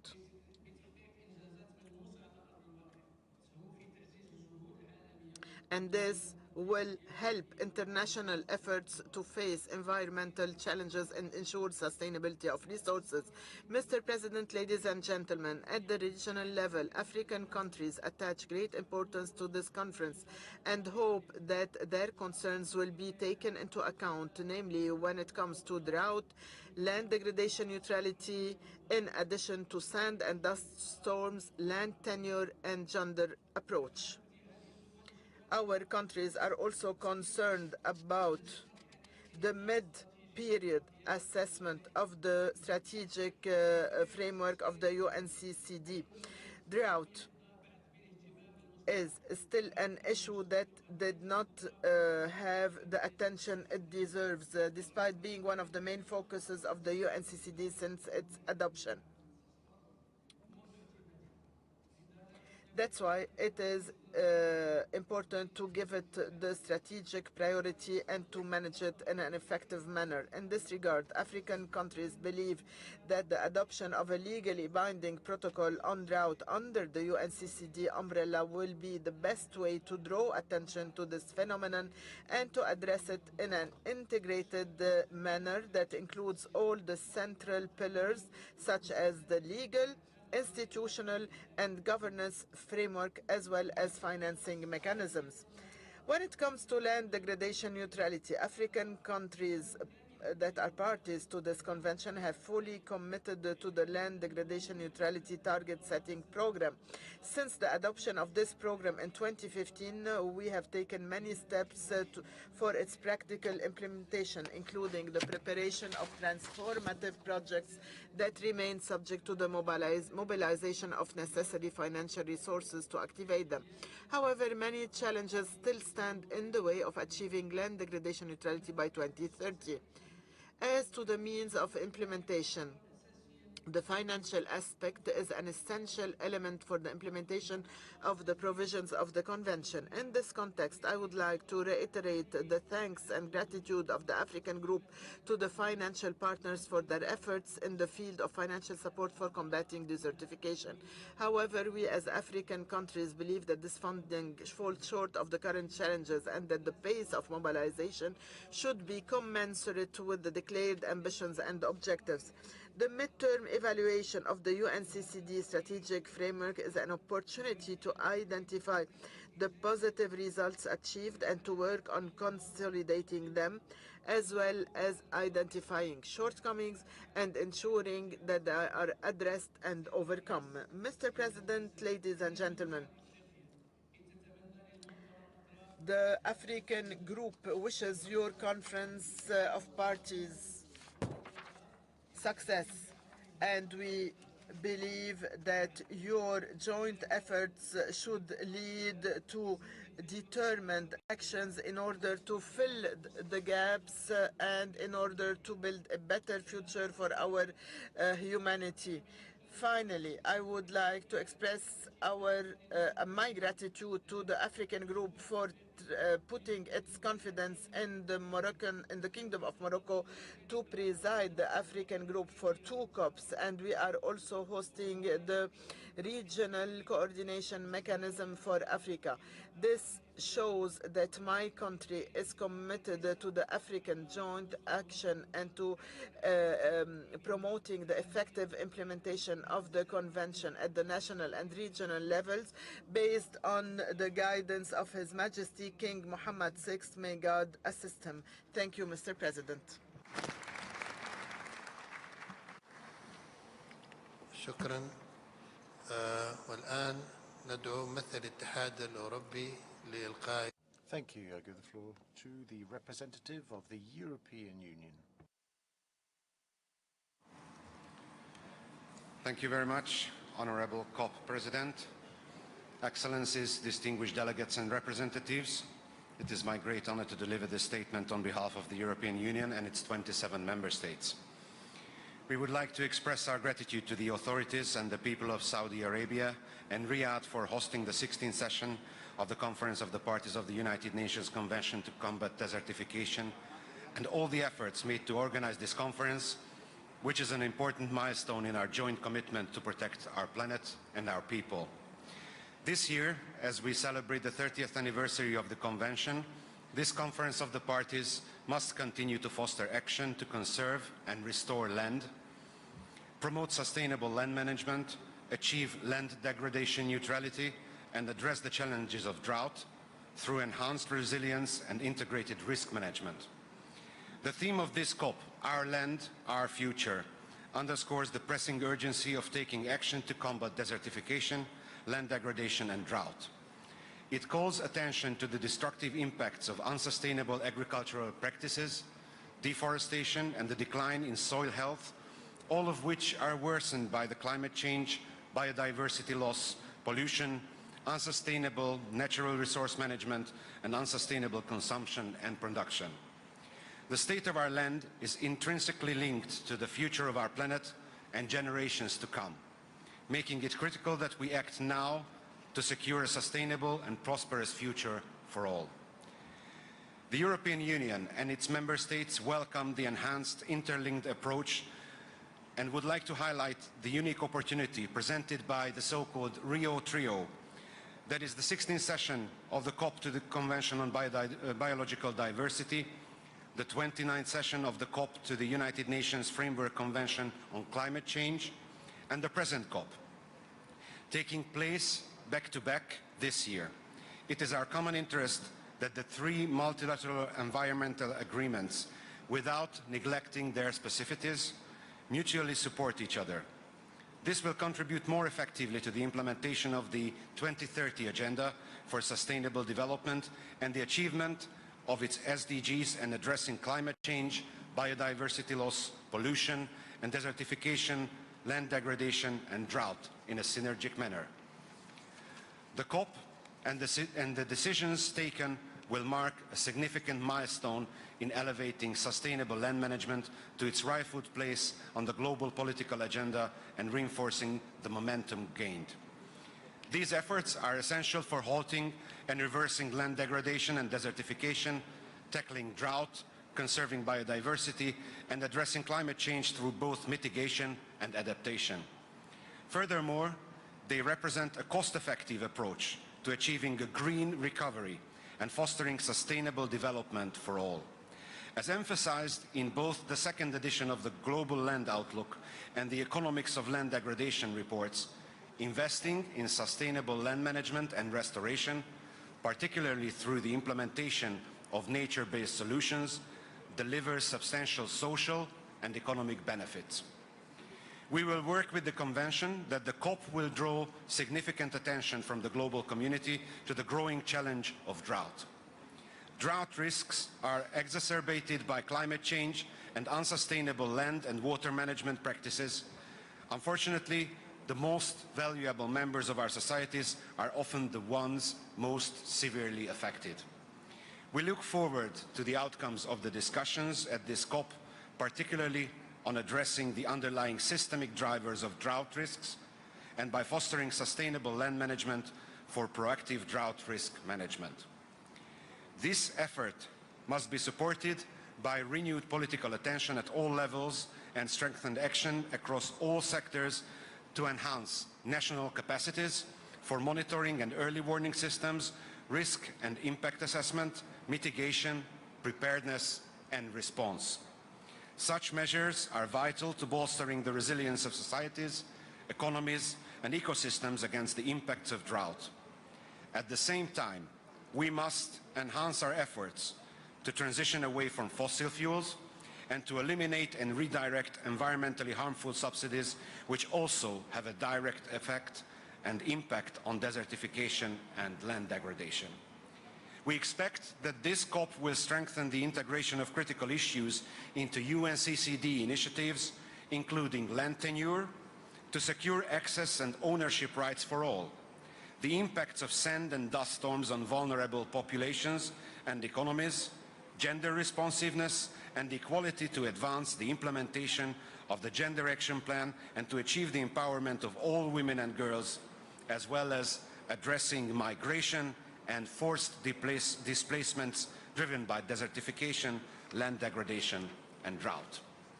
The UNCCD program and actions offer comprehensive and cross-cutting solutions.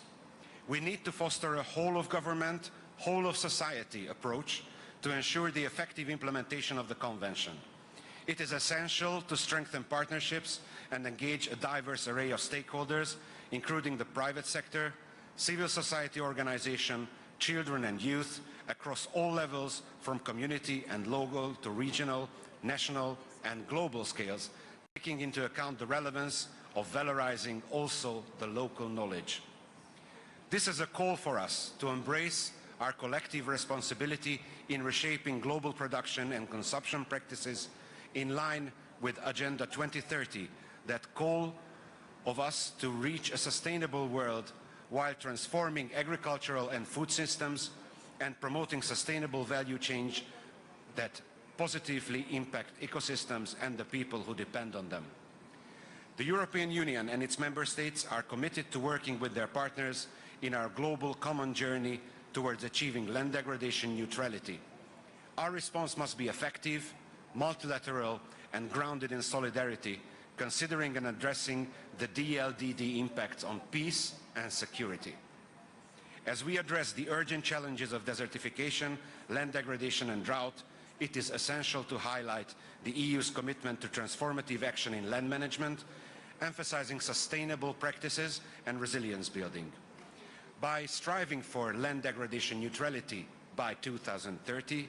We aim to restore ecosystems, enhance food and water security, and support the livelihoods of vulnerable communities, valorizing sustainable solutions, including nature-based solutions.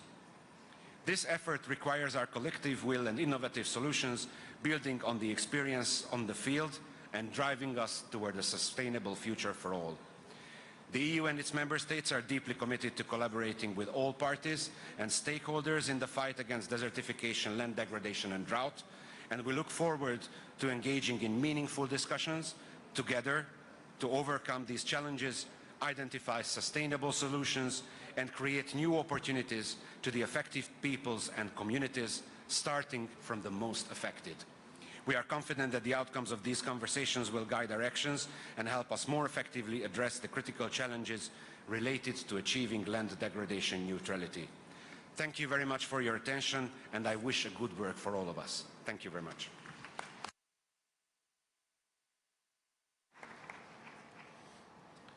والآن أدعو ممثل بوتان. I now give the floor to the representative of Bhutan, speaking on behalf of the Asia-Pacific Group. Mr. President, Executive Secretary, Excellencies, distinguished delegates, ladies and gentlemen. On behalf of the Asia-Pacific Group, it is a great honor for Bhutan, as regional chair for Annex II, to deliver this opening statement at this 16th session of the Conference of the Parties to the United Nations Convention to Combat Desertification. The Asia-Pacific Group would like to begin by expressing our sincere gratitude to the people and the government of the Kingdom of Saudi Arabia for generously hosting COP16 in Riyadh, the first UNFCCC COP hosted in the Middle East and North Africa region, and for raising the ambition to make it the largest and most inclusive COP to date. Annex II is proud to see yet another UNFCCC event being hosted in our region, following COP10, COP13, and COP14, hosted by the Republic of Korea, China, and India, respectively, COP21 in Uzbekistan last year, and we also look forward for COP17, which will be hosted by Mongolia in 2026. Mr. President, our region stretches from mountains to islands, hyper-arid areas to tropical humid areas.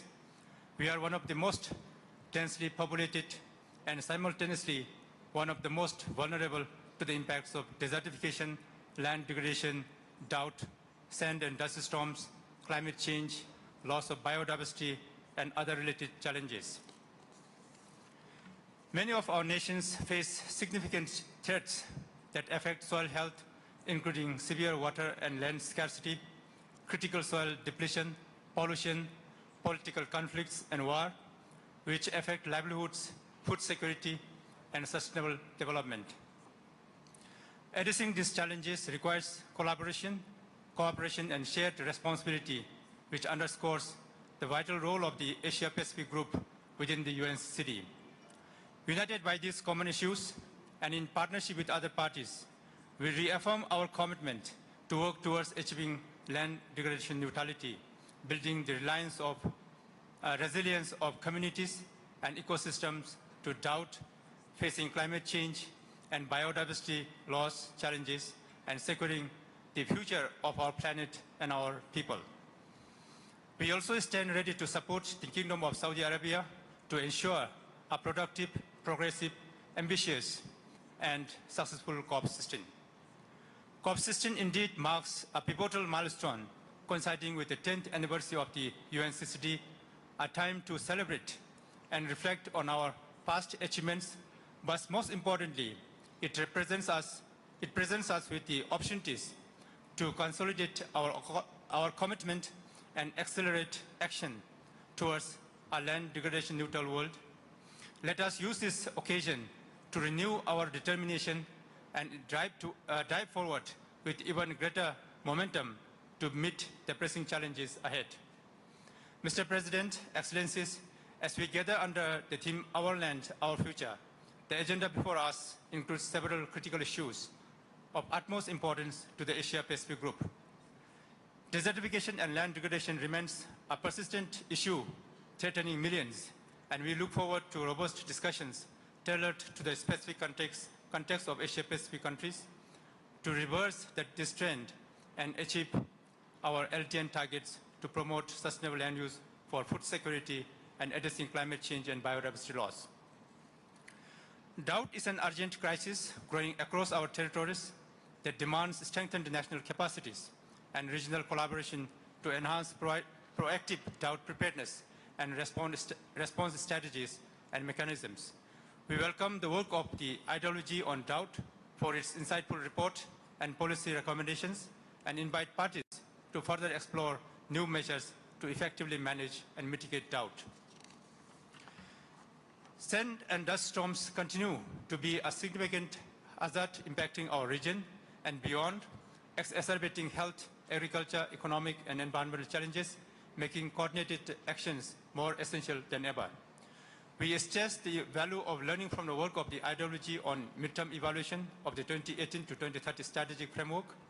As parties, we must ask ourselves what can be changed, improved, redirected in order to more effectively implement the Convention, guide our priorities, and drive impact through 2030 and beyond. The UNFCCC serves as our primary framework for addressing the challenges outlined above. In order to deliver on this, it is essential that we enhance its operational capacity and provide the necessary resources to be able to assist member countries in effectively planning and scaling up their efforts to meet the LTN targets where required. Mr. President, Excellencies, we also welcome the upcoming discussions on the UNFCCC's program and budget, enhancing land tenure security, the land degradation migration nexus, and the need for more gender responsive policies, including men and women empowerment and youth engagement.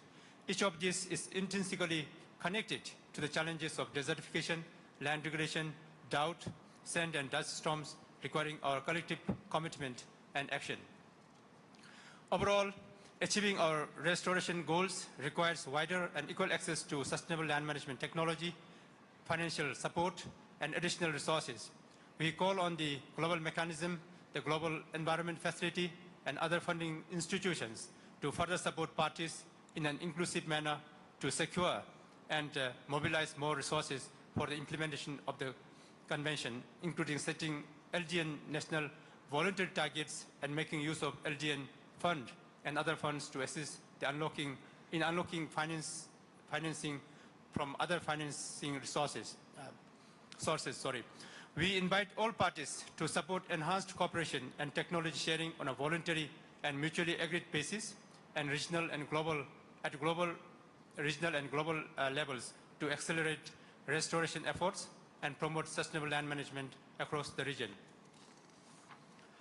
In this regard, we also highlight the importance of partnership initiatives such as the Changwon Initiative, G20 Global Land Initiative, and the Peace Forest Initiative, including initiatives under the UNFCCC and UNCBD that support the implementation of our convention, including with the private sector.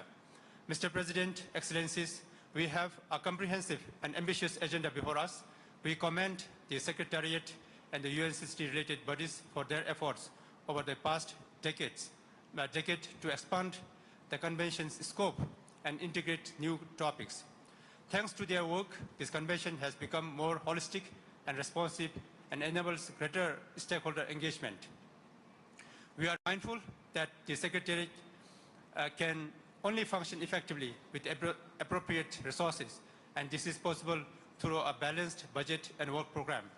We encourage COP16 to engage in budget discussions that lead to cost-effective decisions to help improve the delivery of the UNFCCC's vital work program. As we look toward COP17 in Mongolia, it is important to draw attention to emerging issues newly added to the COP agenda: grasslands and rangelands conservation and restoration, and sustainable agri-food systems, in order to lay a solid foundations for future discussions.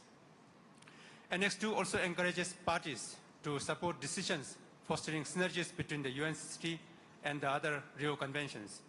By aligning our efforts, we can address interconnected challenges more effectively, leverage shared resources, and create a cohesive approach to achieving the 2030 Agenda for Sustainable Development and its Sustainable Development Goals.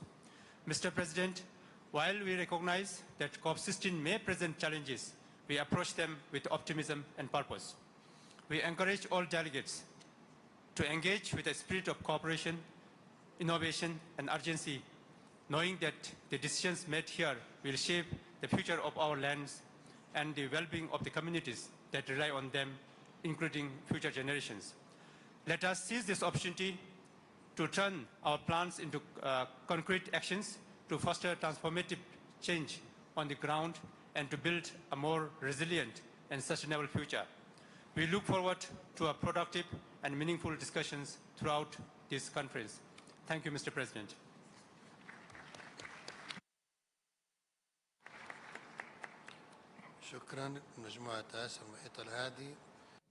I thank the Asia-Pacific Group and now give the floor to Ecuador, speaking on behalf of the Latin American and Caribbean states. You have the floor. Señor Presidente, tengo el honor de realizar. Mr. President, I have the honor to deliver this statement on behalf of the countries of the Latin American and the Caribbean Group, GRUA. We express our gratitude to the government and the people of the Kingdom of Saudi Arabia for their warm hospitality and for hosting the COP16 of the United Nations Convention to Combat Desertification, the UNFCCC. We also extend our appreciation to the Secretariat for their diligence in preparing this meeting and for their support to our countries. Mr. President, Latin America and the Caribbean region is one of the most biodiverse regions of the planet, but it is highly vulnerable to desertification, land degradation, and drought, problems exacerbated by the negative impacts of climate change.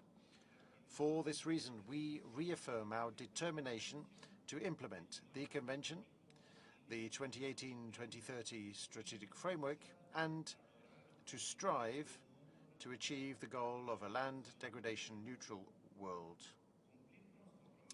Fulfilling the commitments under the UNFCCC framework is crucial for our region. We therefore call for urgent and coordinated global actions to address desertification, land degradation and drought, and this for the benefit of the people, as well as for increased, adequate and predictable means of implementation, including financing, capacity building, technology transfer, and scientific and technical cooperation. At COP16, drought should be elevated as a primary focus in our discussions. As a region, we will seek to build consensus based on a progressive and balanced approach, especially considering the needs of developing countries. We call for political recognition, for urgent actions, for global partnerships, for access to increased financial resources, and robust, agile, and adaptable decisions tailored to the specific circumstances of each country. Given the urgency of the need for action, we support an agile instrument, preferably not legally binding, an instrument which is adaptable to all countries. In our common efforts, we should all consider a dedicated financial mechanism for drought-related projects and the development of indicators and targets aligned with national realities.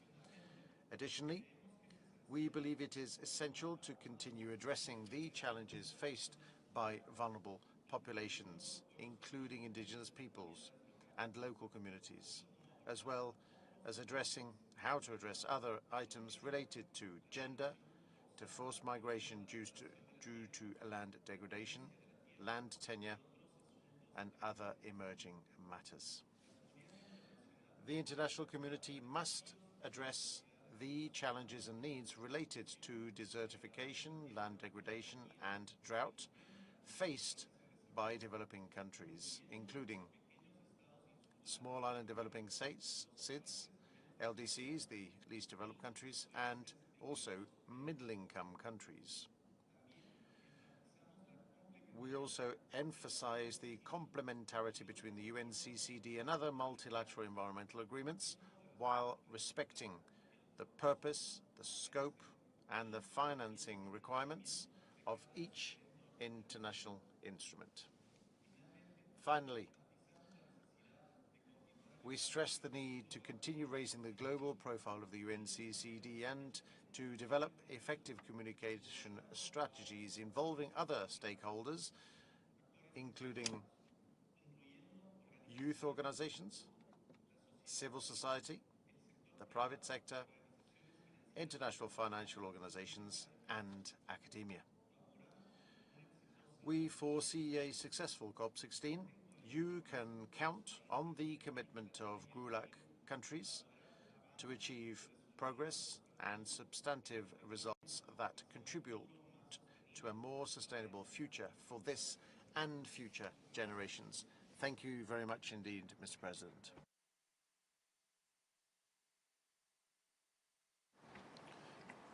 أشكر الإكوادور ومجموعة دول أمريكا اللاتينية.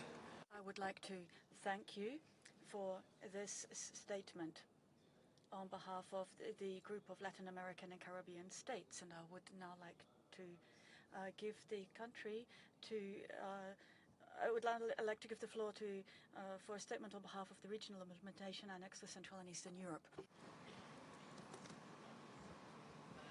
Thank you, Mr. Chair, Mr. Executive Secretary, Mr. Chair, Excellencies, distinguished delegates and representatives from intergovernmental and non-governmental organizations. It is an honor to speak on behalf of the Annex 4 and its 12 affected country parties. We would like to express our deepest appreciation to the Kingdom of Saudi Arabia and the city of Riyadh for hosting the 16th Conference of the Parties of the UNCCD and to the Secretariat of their tireless efforts in organizing this event.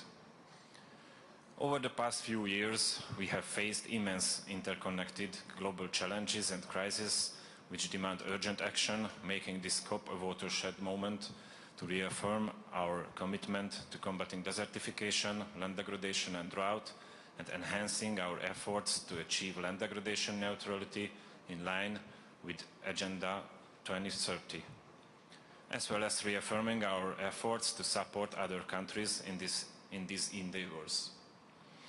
It has become increasingly clear that land-based solutions play a pivotal role in addressing ongoing environmental crises and challenges, considering also their social and economic implications, especially regarding the people's well-being.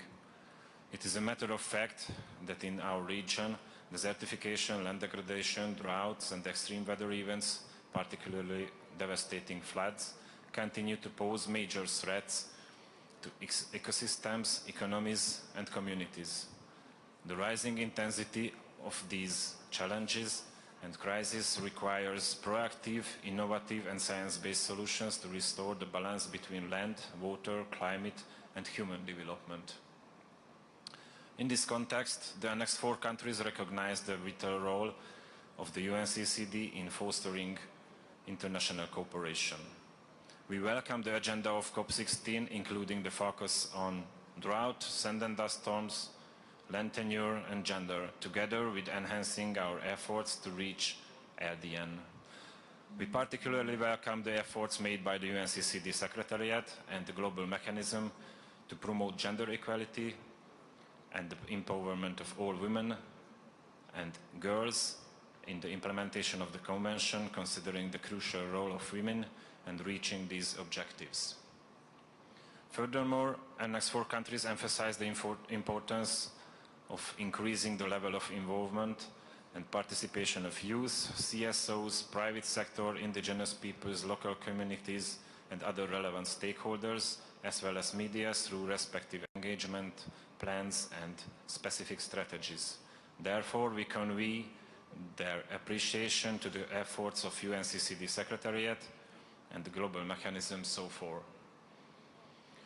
We also welcome the report of the Intergovernmental Working Group on the midterm evaluation and trust that its insight will guide us towards globally beneficial solutions and the more effective implementation of the Convention and the more effective achievement of its strategic objectives.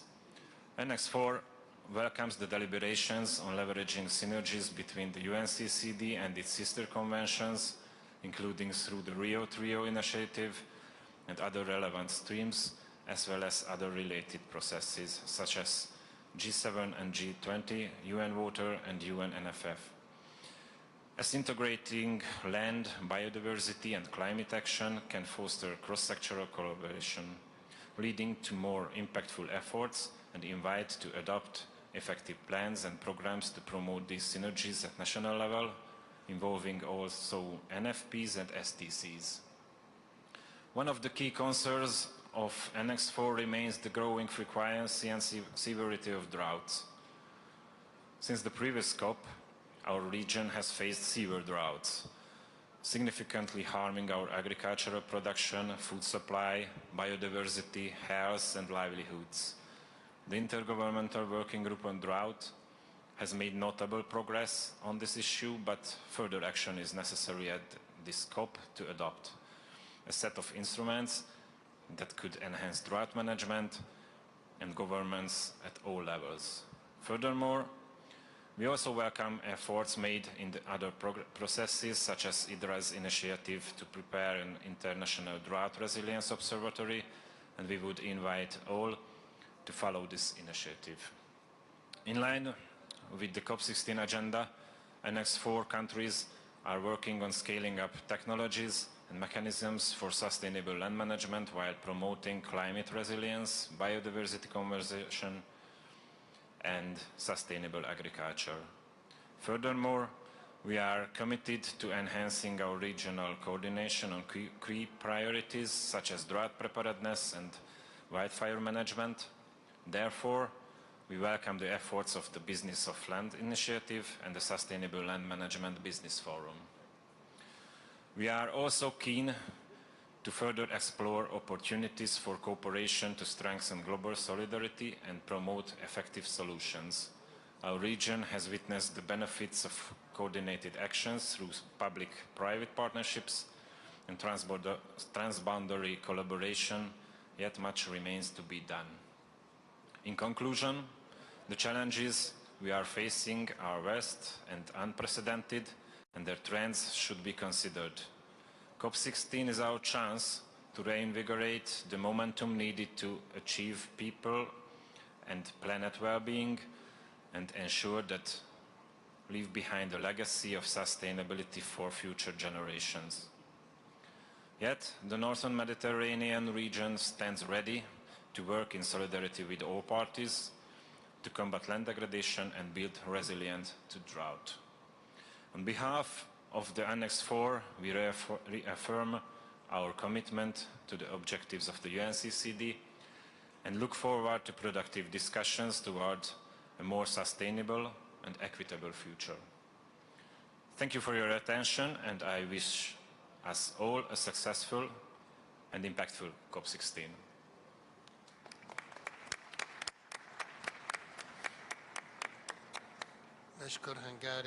We would like to thank Hungary and the countries of Annex 4 for the Northern Mediterranean. And I give the floor now to the representative of Azerbaijan to deliver a statement on behalf of the regional implementation Annex for Central and Eastern Europe.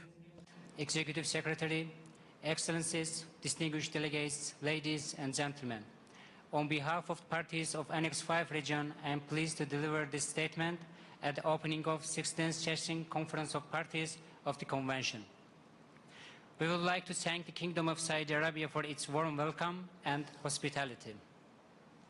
We would like to congratulate all 197 parties to UNCCD on the 30th anniversary of UNCCD that is celebrated this 2024. We acknowledge what is achieved so far, and it's our common responsibility to join to find ways on how land restoration can be accelerated for the sake of global environmental sustainability.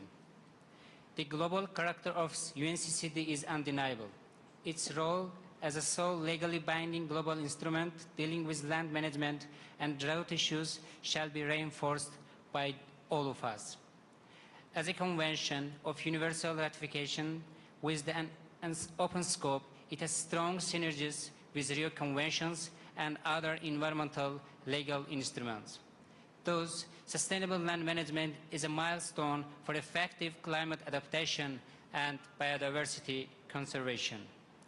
SDG 15 Target 3, which aims to strive towards land degradation neutrality by 2030, is a driving force for many countries to strengthen policies for sustainable land management.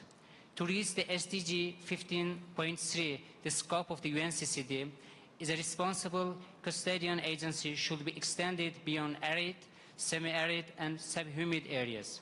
In this regard, we encourage UNCCD to take further actions to consider full range of terrestrial ecosystem.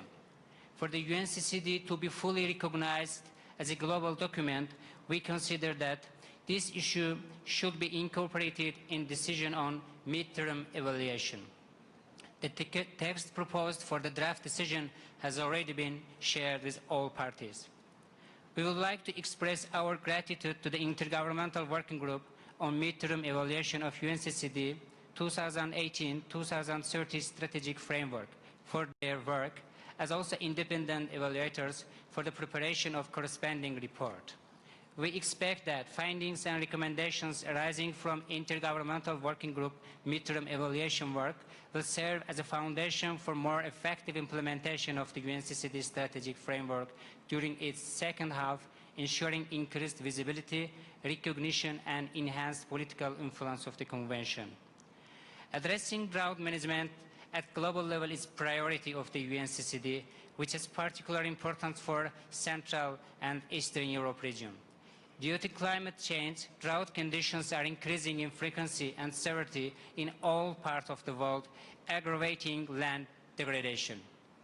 Therefore, we would like to highlight the importance of the work of the Intergovernmental Working Group on Drought and its challenging and important mission for developing effective policy to address proactive drought management. We recall that the Convention is committed to fully integrating women across all its action and domains. The Annex 5 countries attach important the need of supporting women and enhancing their capacities to implement Gender Action Plan and its roadmap. Our region also acknowledges that land tenure is critical in achieving land degradation neutrality and addressing drought. We do assure that the Annex 5 region will continue to make every effort on national and regional level towards land implementation of the objectives set at COP16. We call upon parties and donors to increase financial commitments and promote innovative financing such as public-private partnership and leveraging climate finance for land restoration. Integrating land degradation into national budget will ensure sustained funding. By strengthening the UNCCD's financial foundation through the global cooperation, we can accelerate sustainable land management and achieve our common goals. I thank you for your attention.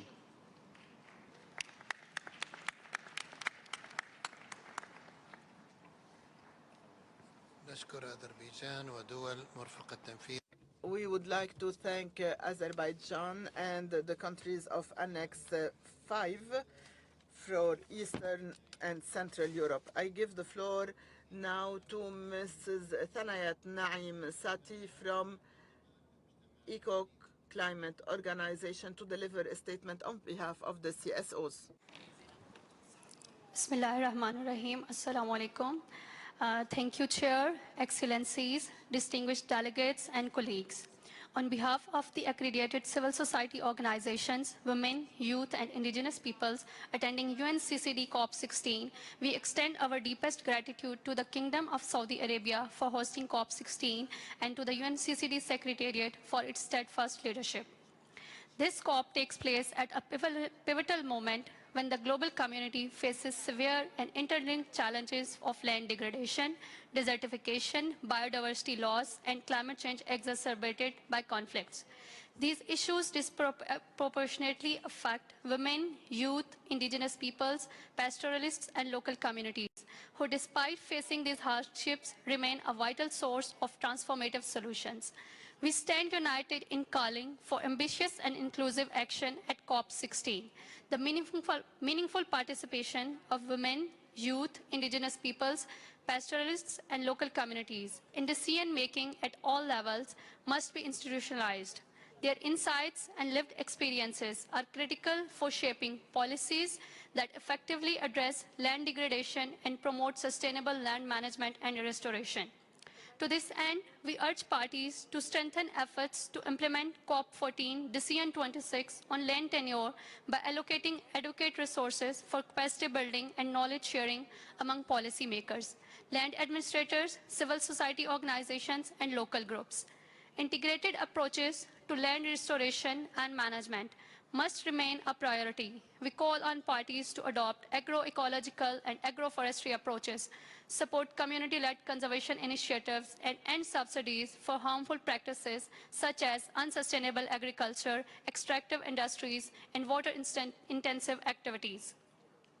Recognizing the interconnectedness of land systems with climate and biodiversity action, we urge greater harmonization of efforts under the UNCCD, UNFCCC, and CBD frameworks to ensure coordinated and impactful outcomes.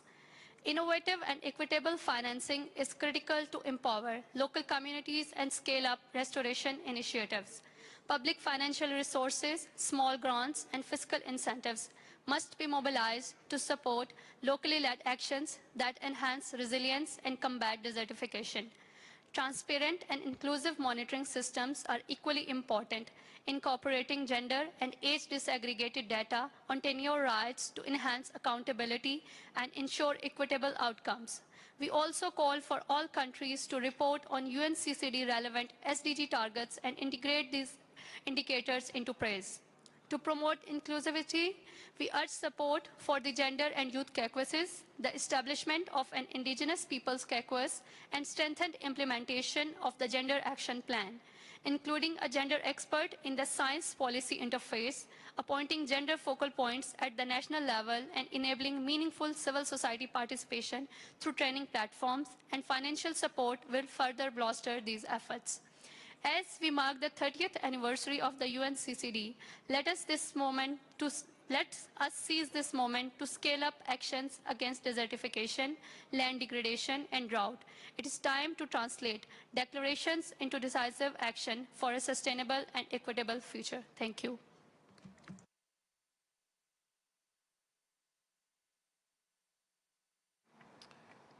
نشكر السيدة نحايات ونشكر منظمات المجتمع المدني. I'd like to thank you speaking on behalf of the civil society organizations, and I'd like to thank the civil society organizations taking part. This was the last speaker at this opening session. Now we are going to, we will hear subsequent statements at a later session. Now, delegates,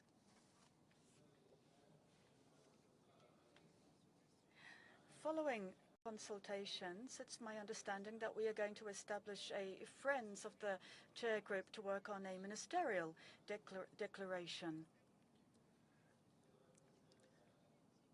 This will be the Riyadh policy declaration, the outcome declaration of this COP.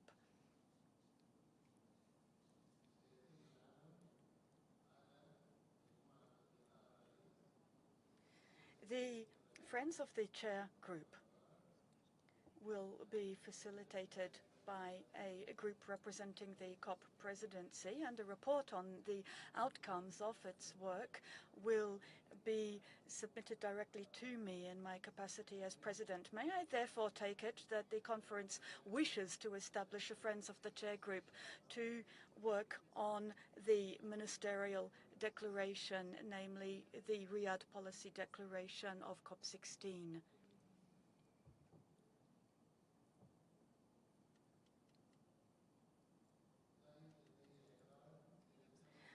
I hear no objection.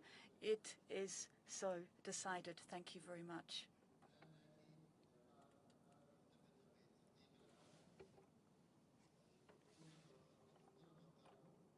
Now they've got two. Which is working? We're now going to close the program of this meeting, and this afternoon the ministerial declaration that is from Geneva to Riyadh and beyond, promoting the international and national policy tools for a proactive approach designed to manage drought. Now that meeting is taking place at 2 p.m. in the plenary, in the main meeting room. That is the plenary held in the main meeting room. So the plenary will continue as of 3 p.m. in the plenary.